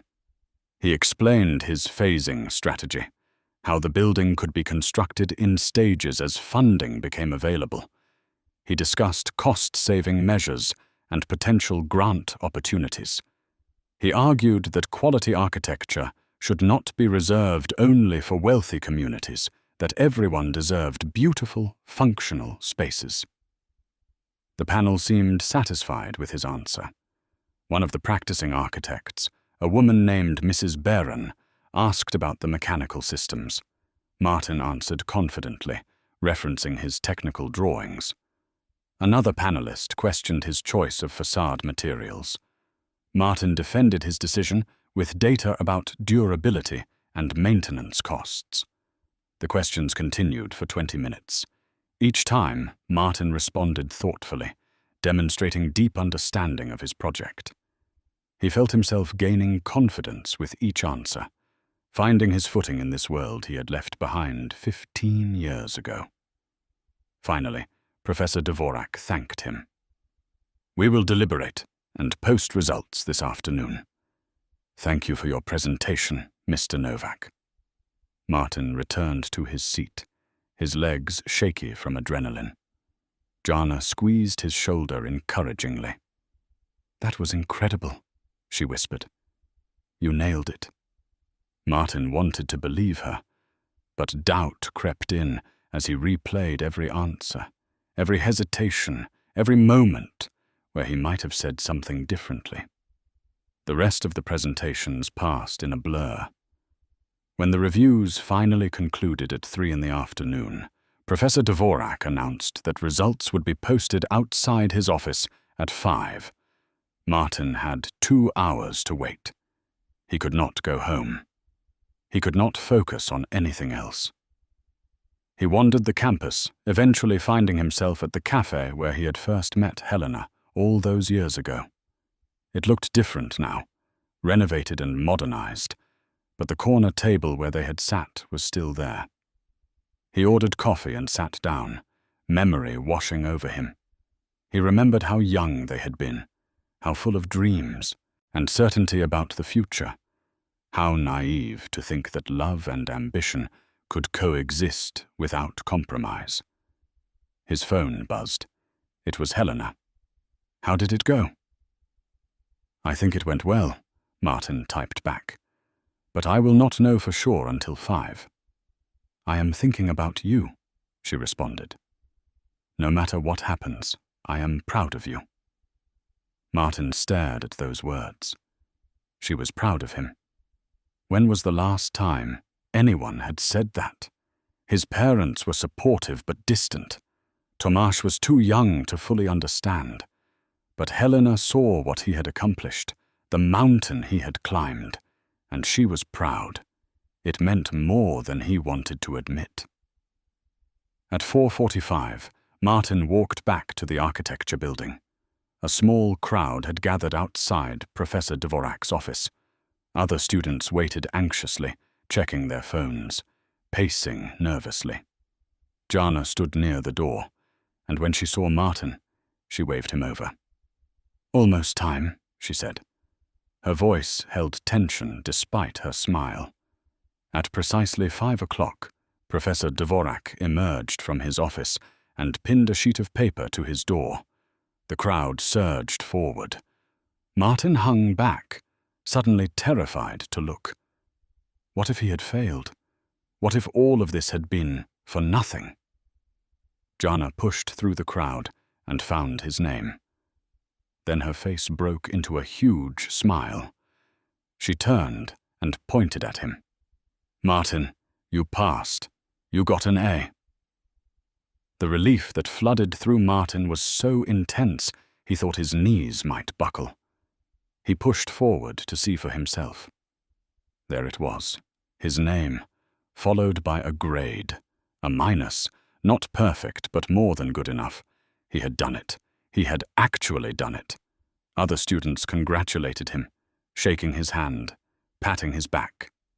Jana hugged him tightly. "I told you," she said. "I told you that you could do it." Professor Dvorak appeared in his doorway. "Novak," he called, "can I speak with you?" Martin followed the professor into his office. Professor Dvorak closed the door and gestured for him to sit. "That was one of the best presentations I have seen in years," the professor said. "Really?" Martin asked, stunned. "Really," Professor Dvorak confirmed. "Your project demonstrated maturity and thoughtfulness that most students your age lack. You have lived enough life to understand what communities actually need, not just what looks good on paper." "Thank you, sir," Martin said. His throat felt tight. "That means everything to me." "I want to discuss your future," Professor Dvorak continued. "Have you thought about what comes next, after graduation?" "I assume I will look for work at an architecture firm," Martin said. "That is the traditional path," Professor Dvorak agreed. "But I want to offer you something else, an opportunity." He pulled a folder from his desk and slid it across. "I am part of a non-profit organization that designs public buildings for underserved communities. We work on projects like your community center, pro bono, or low-cost work that makes a real difference. We are looking for a junior architect. The pay is not as high as private firms, but the work is meaningful." Martin opened the folder, scanning the materials inside. It was everything he believed in, everything his project represented. "This is incredible," Martin said. "But I would need to finish my degree first. You will graduate in 2 weeks, Professor Dvorak pointed out. "You could start in January, if you are interested." Martin felt overwhelmed. A job offer, before he had even graduated. Doing work that mattered, work that aligned with his values. It seemed too good to be true. "Can I think about it?" Martin asked. "Of course," Professor Dvorak said. "Take your time, but I hope you will consider it seriously. You have a gift, Novak. Do not waste it." Martin left the office in a daze. Everything was happening so fast. 6 months ago, he was just a janitor with no prospects. Now he was days away from graduating and had a job offer doing meaningful work. It felt surreal. He called Helena from outside the building. I passed, he said when she answered. I got an A-. Martin, that is wonderful, Helena said.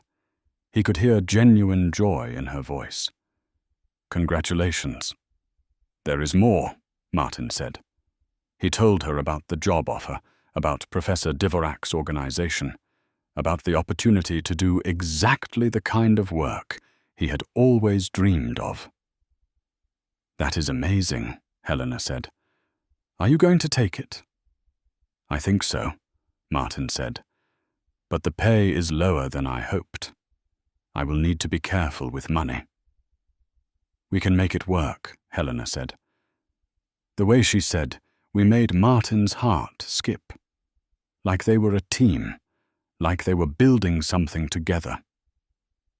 Can I take you and Tomasz to dinner tonight? Helena asked. To celebrate? Martin smiled. We would like that. They agreed to meet at a family restaurant near Martin's apartment at 7. When Martin hung up, he stood on the steps of the architecture building and looked up at the sky. The sun was setting, painting everything in shades of gold and orange. For the first time in 15 years, he felt like he was exactly where he was supposed to be. But that feeling lasted only until he got home. When Martin walked into his apartment, he found an envelope that had been slipped under his door. It was official-looking, addressed to him in formal type. He opened it with growing dread. It was from Anna's lawyer. His ex-wife, who had abandoned them 6 years ago, was filing for custody of Tomasz. The letter explained that Anna had gotten her life together, completed therapy, and was now married with a stable home. She wanted her son back. She was claiming that Martin's current situation, working nights and attending school, proved he could not provide adequate care. She was demanding a custody hearing. Martin read the letter 3 times, each time hoping he had misunderstood. But the words were clear. Anna wanted to take Tomasz away from him. The woman who had left a 2-year-old alone in an apartment, who had disappeared without a trace, who had caused years of trauma and abandonment issues, now wanted to play mother. And she was using Martin's attempt to better himself against him. He sank onto the couch, the letter trembling in his hands. Everything he had worked for, everything he had sacrificed, suddenly felt meaningless. What good was a degree if he lost his son? What good was a job if Tomasz was not there to benefit from it? The custody hearing was scheduled for 3 weeks from now. Right after his graduation, Martin would have to fight for his child while trying to finish his final exams and start a new job. It was impossible. It was too much. He could not do it all. For the first time since deciding to go back to school, Martin felt completely defeated. The universe, it seemed, would not let him win. Every time he climbed out of one hole, another opened beneath his feet. He sat alone in the apartment, Anna's letter in his lap, and wondered how much more he could possibly endure before he finally, completely, broke. Martin sat on the couch for an hour, the letter from Anna's lawyer burning in his hands like a brand. He could not move, could not think clearly.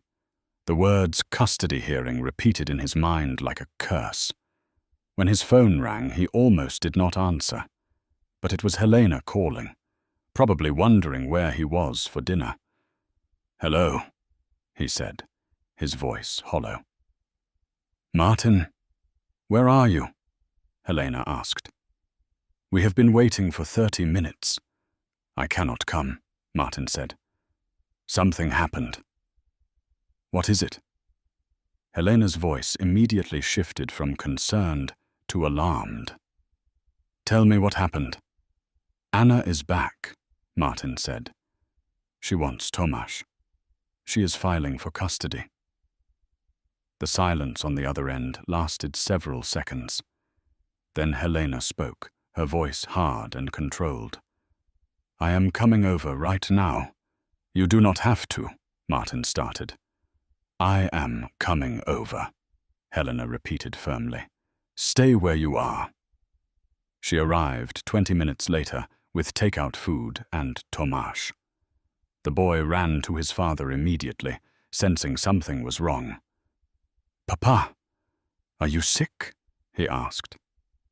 I'm okay, buddy, Martin lied, pulling his son into a tight embrace.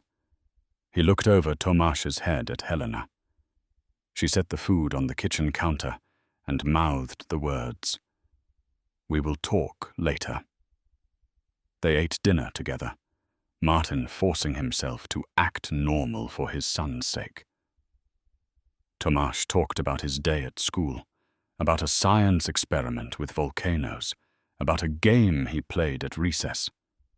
Martin smiled and nodded and asked questions, but his mind was somewhere else entirely. After dinner, Helena helped Tomasz with his bedtime routine while Martin cleaned up. When the boy was finally asleep, they sat together on the couch.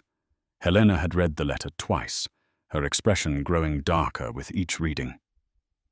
"This is unbelievable," she said quietly. "She abandoned him. She has no right." "The law does not see it that way," Martin said bitterly. "She is his biological mother. Courts favor reunification when a parent claims they have reformed." "What are you going to do?" Helena asked. "I do not know," Martin admitted. "I need a lawyer, a good one, but I cannot afford a good one." "How much do you have saved?" Helena asked. "Almost nothing," Martin said. "Everything goes to rent, food, Tomasz's needs. I have maybe 500 crowns in savings. That will not even cover the retainer." "Then I will pay for it," Helena said immediately. "No," Martin said. "Absolutely not." "Martin, this is not the time." "For pride," Helena said firmly. "Your son is at stake. You need the best lawyer we can find, and I can afford it." "I have already taken so much from you," Martin said. "The school, the job arrangement, everything. I cannot take more." "You are not taking anything," Helena insisted. "I am offering. There is a difference, and this is not about you. This is about Tomasz. Would you really let your pride put him at risk?" The words hit Martin like a slap. She was right, and he hated it. He hated needing help. He hated being dependent. But more than that, he hated the idea of losing his son. "Okay," he said quietly. "Okay, I will accept your help, but I will pay you back. Every crown." "We can discuss that later," Helena said. "Right now, we need to focus on building the strongest case possible." She pulled out her phone and started making notes. "Tell me everything." Martin spent the next hour recounting the history. How Anna had struggled after Tomasz was born. How she had grown distant and resentful. How she had left without warning, abandoning a 2-year-old child. How Martin had filed for custody and been granted it by default because Anna could not be located. How he had raised Tomasz alone for 6 years, through illness and hardship and struggle. Helena listened without interrupting, her fingers flying across her phone as she took notes. When he finished, she looked up. "We need documentation of everything. School records showing Tomasz's attendance and progress. Medical records proving you have taken care of his health needs. Testimony from people who can vouch for you as a father. Letters from teachers, neighbors, anyone who has seen you with Tomasz." "Mrs. Horvath," Martin said, "and Mrs. Kroll. They have both helped with childcare. They can speak to how I care for him." "Good," Helena said. "We will ask them." "Anyone else?" "Professor Dvorak," Martin suggested. "He has seen me balance school and parenting. Jana, too. She has witnessed how hard I work to provide for Tomasz. We will get letters from all of them, Helena said. And we need to document Anna's abandonment. Do you have any records from when she left? Any attempts to contact her? I have the police report I filed when I could not find her, Martin said, and records from when I tried to locate her through her family. Perfect, Helena said. We will need all of that. What about the custody hearing itself? Martin asked. What will happen? The judge will consider multiple factors, Helena explained. Stability of home environment, financial resources, emotional bonds. The child's wishes if he is old enough to express them. Anna will argue that she has reformed and deserves a second chance. We will argue that you have been the only consistent parent Tomasz has ever known, and that removing him from your care would be traumatic.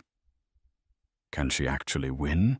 Martin asked, voicing the fear that had been gnawing at him since he read the letter.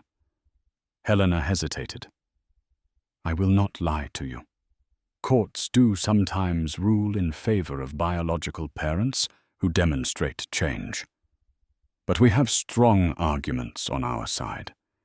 You have been an exemplary father under difficult circumstances. You have provided stability and love. And most importantly, Tomasz has thrived under your care. That matters. Martin wanted to feel reassured, but fear still coiled in his gut. What if it was not enough? What if the judge decided that a reformed mother in a stable marriage was better than a single father working nights?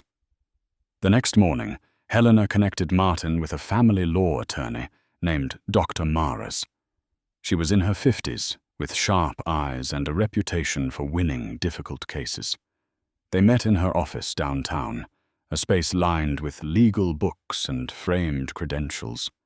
Martin explained the situation while Dr. Maras took notes. When he finished, she leaned back in her chair.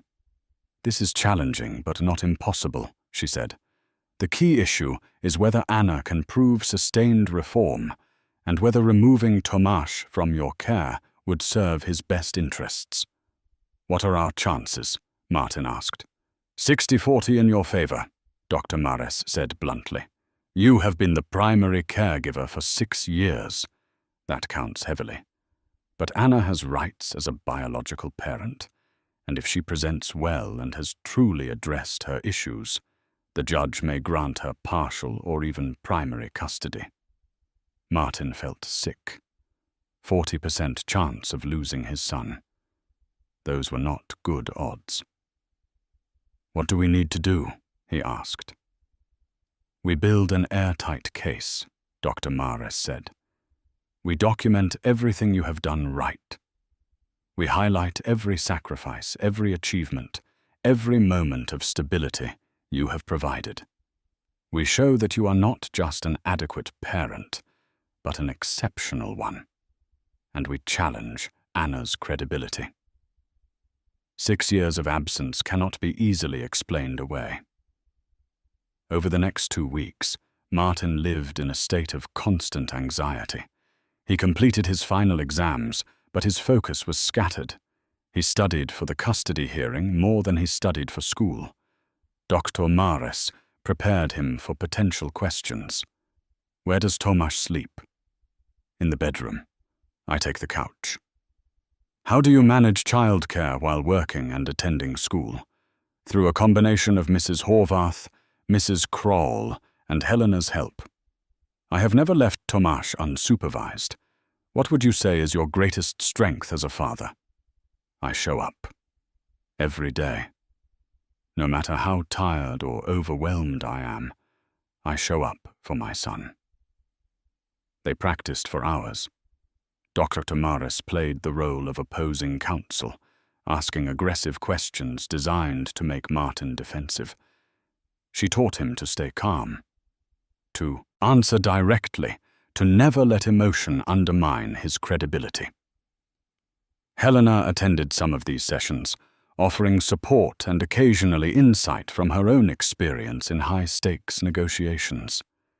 She was a steady presence through everything, never wavering in her commitment to help. One evening, after a particularly grueling practice session, Martin and Helena sat in his apartment.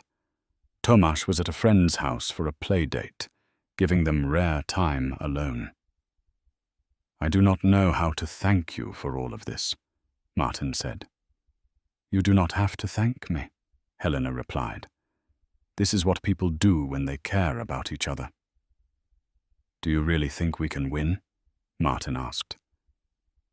"I think you are an amazing father," Helena said, "and I think any judge who spends 5 minutes listening to you will see that."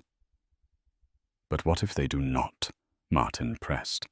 "What if Anna convinces them that she has changed?" "Then we fight harder," Helena said simply. "We appeal. We do whatever it takes." She reached across the couch and took his hand. "You are not going to lose him, Martin. I will not let that happen." Her certainty was both comforting and overwhelming. Martin looked at their joined hands, feeling the weight of everything she had done for him. The school opportunity, the job connections, the legal help, the emotional support. She had given him a second chance at life, and now she was fighting to protect the most important part of that life. "Why are you doing all of this?" he asked quietly. "Because I love you," Helena said. The words hung in the air between them. Martin's breath caught. She had said it so simply, so matter-of-factly, as if it were the most obvious truth in the world. "I never stopped loving you," Helena continued, "even when I tried. Even when I convinced myself that leaving was the right choice. You were always the one, Martin. And now that I have you back in my life, I am not letting go. Not of you, not of Tomasz, not of the family we could be together." Martin felt tears sting his eyes. "I am scared," he admitted. "Scared of losing Tomasz, scared of trusting you, scared that everything I am building will collapse again." "I know," Helena said softly. "But you do not have to be scared alone anymore. I am here, and I am not going anywhere." She moved closer, and Martin did not resist when she wrapped her arms around him. He leaned into the embrace, letting himself draw strength from her presence. For years he had carried everything alone. The weight of parenting, the burden of survival, the pain of abandonment. But now, for the first time, someone was offering to share that load. It felt dangerous to accept. It felt vulnerable. But it also felt necessary. He could not do this alone anymore. He needed her. Tomasz needed her. And maybe, just maybe, she needed them too. "I love you too," Martin whispered against her shoulder. "I have been trying not to, but I do." Helena pulled back just enough to look at his face. Her eyes were bright with tears. "Then we will get through this. Together," she said. "All of us." The custody hearing was scheduled for the day after Martin's graduation. The timing felt cruelly ironic. He would walk across the stage, receive his diploma, achieve the dream he had abandoned 15 years ago, and then immediately fight to keep his son. Dr. Tamares prepared him for what to expect. The hearing would take place in family court. Both sides would present evidence and testimony. Anna would likely appear with her new husband, presenting a picture of stability and reform. Martin would need to present himself as the steady, reliable parent he had always been. "Do not get emotional," Dr. Mares instructed. "Answer questions directly. Do not volunteer information. And most importantly, remember that you have done nothing wrong. You have been an exceptional parent under extraordinarily difficult circumstances. The judge needs to see that." On the day before graduation, Martin took Tomáš to the park one last time, before everything changed. They sat on their usual bench, feeding ducks and watching the water ripple in the cold December wind. "Papa," Tomáš said suddenly, "is something bad going to happen?" "Why would you ask that?" Martin replied, trying to keep his voice calm. "You have been sad," Tomáš observed, "and everyone keeps hugging you like they are saying goodbye." Martin's throat tightened. He had tried so hard to shield his son from the stress, but children noticed everything. "Nothing bad is going to happen," Martin promised. "But I need to tell you something important." He explained, in simple terms a 6-year-old could understand, that Tomáš's mother wanted to see him again, that there would be a meeting with a judge to talk about what was best for Tomáš. He did not mention the possibility of losing custody. He could not bear to put that fear into his son's heart. "Will I have to leave you?" Tomáš asked, his voice small. "No," Martin said firmly, praying it was true. "You are staying with me. Always." Tomáš climbed into his lap and hugged him fiercely. "Good," the boy said, "because you are my papa. You are the best papa. And I love you." Martin held his son and let the tears fall freely. Tomorrow he would graduate. The day after, he would fight the most important battle of his life. But today, right now, he had this moment. His son in his arms. The woman he loved supporting him. A future that still held possibility. He would hold on to that, no matter what came next. Graduation day arrived with grey skies and a biting wind that cut through Martin's thin coat. He stood outside the university auditorium, watching other graduates arrive with their families. Parents beamed with pride. Siblings took photographs. Friends laughed and embraced. Martin stood alone, waiting for Helena and Tomáš to arrive. His parents had declined to come. His father said the drive was too long. His mother made excuses about his father's health. But Martin knew the truth. They were still disappointed in him for dropping out 15 years ago. One ceremony could not erase that history. When Helena's car pulled up, Tomáš jumped out and ran to him. "Papa, you look so fancy," the boy said, touching Martin's graduation gown. "Do you like it?" Martin asked, kneeling down. "I love it," Tomáš said. "You look like a superhero." That made Martin smile despite his nerves. Helena approached, carrying a small bouquet of flowers. "You look wonderful," she said, handing them to him. "Thank you," Martin said. "For everything. Not just today. Everything." She squeezed his hand briefly. "Today is your day. Enjoy it. Tomorrow we fight. But today you celebrate what you have accomplished." Inside the auditorium, Martin found his place in the line of graduates.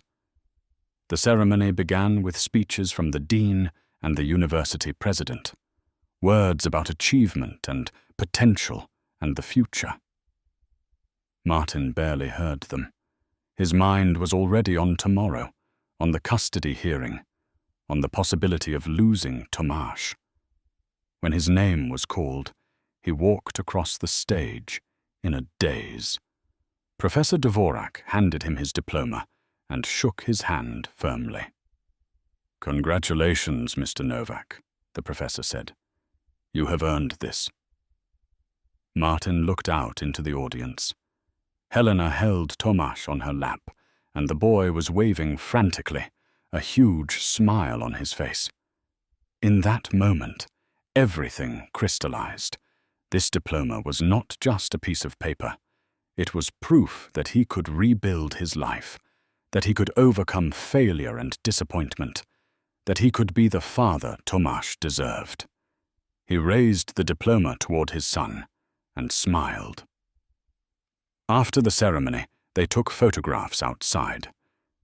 Helena used her phone to capture Martin in his cap and gown, Tomasz standing beside him beaming with pride. A passing graduate offered to take a photo of all three of them together. Martin hesitated, then agreed. They stood close, Helena's arm around Martin's waist, Tomasz between them. For a moment, they looked like a real family. "Can we get ice cream to celebrate?" Tomasz asked. "Of course we can," Helena said. "What flavor do you want?" "Chocolate," Tomasz declared. "Always chocolate." They walked to a small cafe near campus. Martin still wore his graduation gown, drawing smiles from strangers who assumed he was celebrating. If only they knew what waited for him tomorrow. Over ice cream, Helena and Tomasz chatted about the ceremony. Martin tried to participate, but his thoughts kept drifting. Finally, Helena reached across the table and touched his hand. "Stop worrying about tomorrow," she said gently. "Be here now, with us." "I am trying," Martin admitted. "I know," Helena said, "but Tomasz deserves to see you happy today. You deserve to be happy today." Martin looked at his son, chocolate ice cream smeared on his chin, pure joy radiating from his small face. Helena was right. This moment mattered. Tomorrow would come regardless. But today, he had achieved something he once thought impossible. Today, he was a graduate, an architect, a man who had rebuilt himself from nothing. That evening, after putting Tomasz to bed, Martin laid out his clothes for the custody hearing. A pressed shirt, his only tie, dark pants. He wanted to look responsible, stable, like a man who had his life together. Even if inside, he felt like he was falling apart. Helena had gone home, but called before bed. "How are you feeling?" she asked. "Terrified," Martin admitted. "That is normal," Helena said. "But remember what Dr. Maris told you. Stay calm. Answer honestly. Show them who you really are." "What if that is not enough?" Martin asked. "Then we appeal," Helena said firmly. "We keep fighting until we win. But it will not come to that. You are going to walk into that courtroom tomorrow and remind everyone why you are the best father Tomasz could possibly have." "I hope you are right," Martin said. "I am right," Helena insisted. "Now get some sleep. You need to be sharp tomorrow." After they hung up, Martin tried to sleep, but could not. He lay on the couch, staring at the ceiling, running through potential scenarios. What would Anna say? How would she explain her abandonment? Would the judge believe her claims of reform? At 3 a.m, he gave up on sleep and made coffee. He sat at the kitchen table, reviewing the notes Dr. Maris had prepared. The facts were clear. He had been Tomasz's sole caregiver for 6 years. He had provided stability, love, and consistency. He had sacrificed his own comfort to ensure his son thrived. But would that be enough to counter a biological mother's claim? The law favored reunification when possible. Judges believed children needed their mothers. What if this judge decided that Anna's reform outweighed Martin's years of dedication? When dawn finally broke, Martin showered and dressed carefully. He checked his reflection in the bathroom mirror. He looked older than his 40 years. The stress had carved lines around his eyes and mouth, but there was also something else in his reflection. Determination, strength, the face of a man who would not surrender without a fight. Helena arrived at 8 to drive them to the courthouse. Mrs. Krall came to watch Tomasz during the hearing.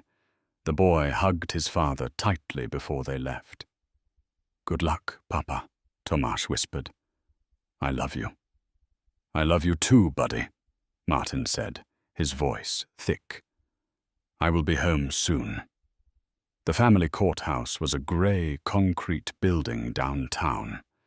Martin and Helena met Dr. Mares on the steps. The attorney looked professional and confident in a dark suit. "Are you ready?" Dr. Mares asked. "As ready as I will ever be," Martin replied. "Remember everything we practiced," Dr. Mares said. "Stay calm. Do not let opposing counsel provoke you, and trust that the truth is on our side." Inside, they were directed to a small courtroom. It was less formal than Martin had imagined. No jury box, just a judge's bench, a few tables, and rows of chairs for observers. Anna was already there with her attorney, and a man Martin assumed was her new husband. Martin had not seen Anna in 6 years. She looked different, healthier. Her hair was styled nicely. She wore a modest dress and minimal makeup. She looked like someone who had gotten their life together. When their eyes met across the courtroom, Anna's expression was unreadable. Not hostile, but not friendly either. Just blank. The judge entered, a woman in her 60s with grey hair and reading glasses. Everyone rose. The bailiff announced the case. Family court matter, custody dispute regarding minor child Tomasz Novak. The hearing would determine the boy's future, and Martin's entire world hung in the balance. The judge reviewed the case file briefly, then looked up over her glasses. "This is a custody modification hearing," she said. "Miss Novak is petitioning for primary custody of her son Tomasz, currently in the sole custody of his father, Martin Novak. We will hear testimony from both parties and any witnesses they wish to present. Miss Novak, you may begin." Anna's attorney stood, a polished man in an expensive suit. "Your Honor, my client deeply regrets the circumstances that led to her absence from her son's life. 6 years ago, she was suffering from severe postpartum depression, a condition she did not understand and did not receive treatment for. In her illness, she made the devastating decision to leave. But she has since undergone extensive therapy, married a supportive partner, and built a stable home environment. She is now ready to be the mother Tomasz deserves." The attorney called Anna to testify. She took the stand and was sworn in. Her voice was steady as she described her struggles after Tomasz's birth, the overwhelming feelings of inadequacy, the fear that she would harm her baby, the conviction that leaving was the only way to protect him from her own instability. "I was not in my right mind," Anna said, tears streaming down her face. "I thought I was doing what was best. I thought he would be better off without me. But I was wrong. I have spent 6 years working to become healthy, to become whole, to become someone worthy of being his mother." Martin watched her performance, because that was what it was, and felt anger rising in his chest. She had abandoned a 2-year-old child. She had disappeared without a trace. She had left him to explain to Tomasz over and over why his mother did not want him. And now she wanted sympathy? Anna's attorney asked about her current life. She described her husband, a manager at a bank. Their home, a 3-bedroom house with a yard. Her job as an administrative assistant. Her therapy sessions, which continued monthly. Her support system of friends and family. Everything designed to show stability and reform. When it was Dr. Morris's turn to cross-examine, she stood and approached the witness stand. Miss Novak, in the 6 years since you left, how many times did you attempt to contact your son? Anna hesitated. I did not contact him. Why not? Dr. Morris asked. I was afraid, Anna said. Afraid of what? That Martin would not let me see him. That is not what I asked, Dr. Morris said firmly. I asked why you did not contact your son. Not his father. Your son. Did you send birthday cards, Christmas gifts, letters explaining where you were? Anna's composure began to crack. No, she whispered. So for 6 years, a child believed his mother abandoned him because you were afraid? Dr. Morris pressed. Objection, Anna's attorney called. Argumentative. Sustained, the judge said. Move on, counselor. Dr. Morris shifted tactics. You say you have reformed. When did this reformation begin? About 3 years ago, Anna said, when I started therapy. So for 3 years you have been healthy and stable, Dr. Morris said. Yet you made no attempt to reach out to your son during that time. Why now? Because I am ready now, Anna said. Or because you discovered that Martin was improving his life, Dr. Morris suggested. That he was finishing his degree and securing better employment. That he was building a future for Tomasz, and you want to be part of that success. Objection, Anna's attorney said again, standing. Speculation. The judge nodded. Sustained. But the point had been made. Dr. Morris returned to her seat. Anna stepped down, her face flushed and her eyes red. Next, Anna's husband testified briefly, describing their home and his willingness to be a father figure to Tomasz. He seemed sincere, but also detached, like someone reciting prepared lines. Then it was Martin's turn. He took the stand, his heart pounding so hard he thought everyone could hear it. Dr. Morris began with basic questions. His work history, his living situation, his daily routine with Tomasz. Martin answered calmly, focusing on the facts. Then Dr. Morris asked him to describe his relationship with his son. Tomasz is everything to me, Martin said. He is the reason I wake up every morning, the reason I went back to school, the reason I keep fighting even when I am exhausted.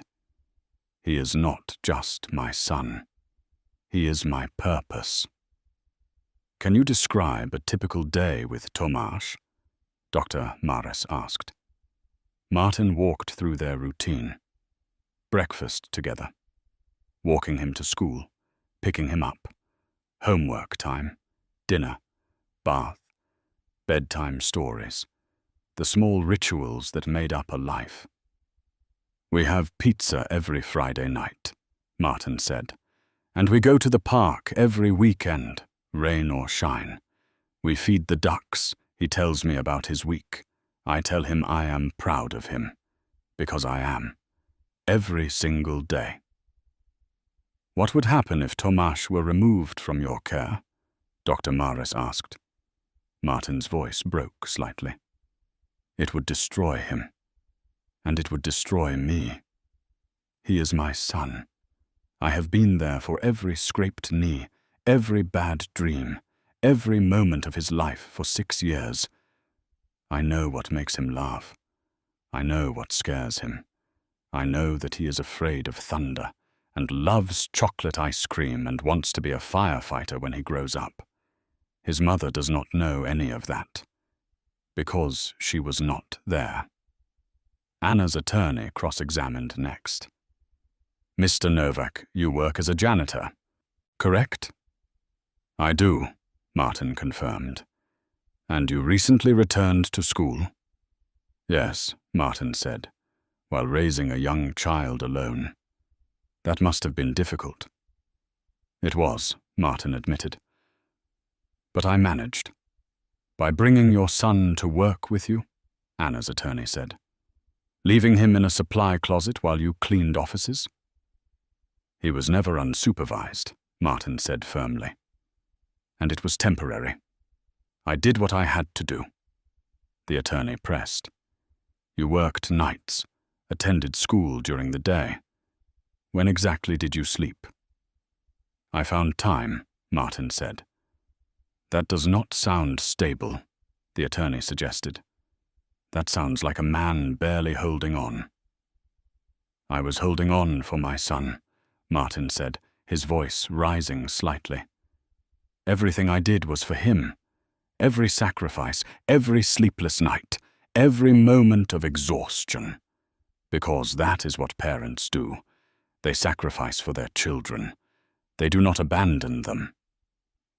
Objection, Anna's attorney said. Your Honor, the witness is being argumentative. The judge looked at Martin with an expression he could not read. Answer the questions directly, Mr. Novak. Martin took a breath and nodded. The cross-examination continued, but Martin held his ground. When it was over, he returned to his seat beside Dr. Morris. You did well, she whispered. Next came the character witnesses. Mrs. Horvath testified about Martin's dedication, how he always paid her even when money was tight, how Tomasz was always clean and fed and loved. Mrs. Kral described Martin's involvement in Tomasz's education, how he never missed a parent-teacher conference despite his impossible schedule. Professor Dvorak spoke about Martin's determination, how he balanced fatherhood and academics with grace. And then Helena took the stand. She described how she had reconnected with Martin, how she had witnessed his devotion to Tomasz firsthand, how she had fallen in love not just with Martin, but with the family they had become. I have known Martin for over 15 years, Helena said, and I can say without hesitation that he is the most dedicated father I have ever seen. Tomasz is thriving because of him. Removing that child from his care would be a tragedy. When all testimony was complete, the judge called for closing arguments. Anna's attorney went first, painting a picture of a reformed woman who deserved a second chance, who could provide a two-parent home and financial stability. Dr. Morris countered with the truth, that Martin had been there every single day, that consistency mattered more than belated reformation, that Tomasz's bond with his father was unbreakable.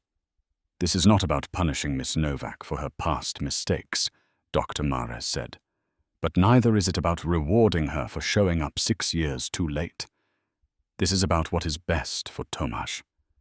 And what is best for him is remaining with the only parent who has never abandoned him. The judge took notes throughout. When both sides finished, she looked up. I will take this matter under advisement, she said. You will receive my decision within 72 hours. Court is adjourned. Martin felt numb as they left the courtroom. 72 hours. 3 days of waiting to learn if he would keep his son. Helena took his hand as they walked to the car. You were incredible in there, she said. I do not know if it was enough, Martin replied. It was, Helena insisted. The judge saw the truth. Now we just have to trust that she will make the right decision. But trust felt impossible. Martin had learned the hard way that life was not fair, that doing the right thing did not guarantee the right outcome. All he could do now was wait and hope and pray that the universe would finally let him win. The 72 hours waiting for the judge's decision were the longest of Martin's life. He went through the motions of daily routine, but felt like he was moving underwater. Everything was slow and muffled and distant. Tomasz sensed his father's anxiety, but did not ask questions. The boy simply stayed close, as if his presence alone could provide comfort. Helena called every evening. She never asked if Martin was okay, because the answer was obvious. Instead, she talked about small things, a funny incident at work, a news story, plans for the weekend, anything to distract him from the waiting. On the third night, as Martin tucked Tomasz into bed, the boy finally spoke. "Papa, am I going to have to leave?" "No," Martin said, pulling the blanket up to his son's chin. "You are staying right here with me." "Promise?" Tomasz asked, his eyes wide and scared. "I promise," Martin said, hoping desperately that it was a promise he could keep. He kissed his son's forehead and turned off the light. In the darkness of the living room, Martin sat on the couch and let himself imagine the worst. What would he do if the judge ruled in Anna's favor? Could he bear watching Tomasz pack his belongings? Could he survive the silence of an empty apartment? The thought was unbearable. He had already lost so much in his life. His dreams, his first love, years of potential. If he lost Tomasz too, there would be nothing left. No reason to keep fighting. No purpose to the struggle. His phone rang at 9:30. It was Dr. Mares. "The judge has made her decision," the attorney said. "We have been summoned to court tomorrow morning at 10. "What did she decide?" Martin asked, his voice barely audible. "She did not say," Dr. Mares replied. "We will find out tomorrow with everyone else." That night, Martin did not sleep at all. He sat at the kitchen table, watching the hours tick by on the clock. At dawn, he made coffee and sat by the window, watching the city wake up. Helena arrived at 8 to drive him to the courthouse. She brought breakfast, but Martin could not eat. His stomach was twisted in knots. Mrs. Kroll came to stay with Tomasz. The boy clung to Martin before he left. "I will be back soon," Martin promised, "and then everything will be okay." He wished he believed it. The courtroom looked exactly as it had. 3 days ago, Anna was already there with her husband and attorney. She looked nervous, her hands clasped tightly in her lap. Martin took his seat beside Dr. Mares. Helena sat in the row behind him, close enough that he could feel her presence. The judge entered. Everyone rose. The bailiff announced the case. The judge settled into her seat and opened the file. After reviewing all testimony and evidence, the judge began. "I have reached a decision regarding custody of minor child Tomasz Nowak." Martin's heart hammered against his ribs. "This court recognizes that Miss Anna Nowak has made significant efforts toward personal reformation," the judge continued. "Her testimony regarding postpartum depression was credible, and her current life circumstances demonstrate stability. However, this court must prioritize the best interests of the child above all other considerations." Martin held his breath. "Tomasz Nowak has spent 6 formative years in the sole custody of his father," the judge said. "During this time, Mr. Martin Nowak has provided consistent care, emotional support, and a stable home environment. The child has thrived under his father's care, as evidenced by school records, medical records, and testimony from multiple witnesses. While this court acknowledges Miss Nowak's desire to reunite with her son, we cannot ignore the fact that she made no attempts to contact him for 6 years, including 3 years after she claims to have achieved stability through therapy. Her absence during critical developmental years cannot be easily remedied. The judge paused, looking directly at Anna. Furthermore, removing a child from the only parent he has consistently known would likely cause significant psychological harm. Children need stability and continuity. Mr. Novak has provided both. Therefore, the judge said, primary custody of Tomáš Novak will remain with his father, Martin Novak. Martin felt his entire body sag with relief. Tears sprang to his eyes. Helena gasped softly behind him. However, the judge continued, this court believes that Tomáš would benefit from having a relationship with his mother, provided that relationship is carefully structured. Miss Anna Novak is granted supervised visitation rights, beginning with 2 hours per month, to be increased gradually if the visits prove positive for the child. All visitation must be supervised by a court-approved monitor until such time as the court determines otherwise. The judge closed the file. This decision is final unless appealed within 30 days. Court is adjourned. The gavel came down. Martin sat frozen for a moment, unable to process what had just happened. He had won. Tomáš was staying with him. Dr. Maris turned to him with a broad smile. Congratulations, Mr. Novak. Martin could not speak. He nodded, tears streaming down his face. Helena leaned forward and squeezed his shoulder. Across the courtroom, Anna was crying into her husband's shoulder. Her attorney was speaking to Hultewald, her in low tones. Martin felt no satisfaction in her loss, only overwhelming gratitude for his own victory. Outside the courthouse, the winter sun broke through the clouds. Martin stood on the steps, breathing deeply, feeling like a man who had been underwater and finally surfaced. Helena wrapped her arms around him. You did it, she whispered. We did it, Martin corrected. I could not have done this without you. They drove back to the apartment together. When Martin walked through the door, Tomáš ran to him. Mrs. Kral stood in the kitchen, her hands clasped anxiously. Well, she asked. He is staying, Martin said, kneeling to embrace his son. Tomáš is staying with me. Mrs. Kral burst into tears of joy. Tomáš pulled back to look at his father's face. I am not leaving. Never, Martin said. You are my son. You are staying right here with me. Always. Tomáš hugged him so tightly, Martin could barely breathe. That afternoon, Martin received an email from Professor Dvorak.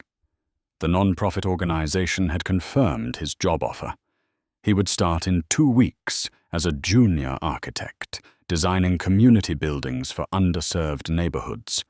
The salary was modest, but enough. More importantly, the work was meaningful. That evening, the 3 of them, Martin, Tomáš, and Helena, went to their favorite park. They fed the ducks as they always did. Tomáš ran ahead, throwing breadcrumbs and laughing. Martin and Helena walked slowly behind, their hands intertwined. I have been thinking, Helena said, about what comes next. For us. Martin looked at her. He saw the same woman he had loved 15 years ago, but also someone new, someone who had learned through loss, someone who had chosen to come back. What do you want to come next? He asked. She smiled. I want to be part of your family. Officially. I want to wake up in that small apartment. I want to help Tomáš with his homework. I want to feed the ducks every Sunday. I want to build a life with you. Both of you. Martin stopped walking. Are you saying what I think you are saying? I am saying I love you, Helena said. I am saying I want to marry you. I am saying I want to be Tomasz's mother, if you will let me. I am saying I am done living alone in a corner office pretending that success is enough. Because it is not. You are enough. This is enough. Martin felt tears sting his eyes again, but these were different tears, not tears of fear or relief, tears of joy. Yes, he said simply. Yes to all of it. They kissed as the sun set over the park, their son playing nearby, ducks quacking on the pond. It was not a perfect life. They still lived in a small apartment. Martin still had student debt to pay off. Helena still worked long hours. Tomasz would still have supervised visits with a mother who was essentially a stranger. But they had each other. They had survived. They had fought for what mattered. And they had won. 6 months later, on a warm spring afternoon, Martin stood in the same park where he had spent countless hours with his son. But today was different. Folding chairs were set up on the grass. A small group of friends and family had gathered. Mrs. Horvath and Mrs. Kroll sat in the front row, tissues in hand. Jana was there, along with Professor Dvorak and colleagues from Martin's new job. Even Martin's parents had come, his father looking uncomfortable but present. Tomasz stood beside Martin, wearing a small suit, holding the rings. Helena walked toward them in a simple white dress, her face radiant with happiness. There was no elaborate ceremony, just a judge, the same one who had granted Martin custody, officiating a brief and heartfelt exchange of vows. Martin promised to love Helena in good times and bad, in exhaustion and in joy. Helena promised to be a partner, a mother, and a constant presence. When they kissed, Tomasz cheered loudly, making everyone laugh.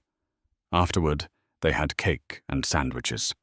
Martin watched his son run through the grass with other children, watched Helena laugh with Mrs. Horvath, watched his father shake hands stiffly with Professor Dvorak.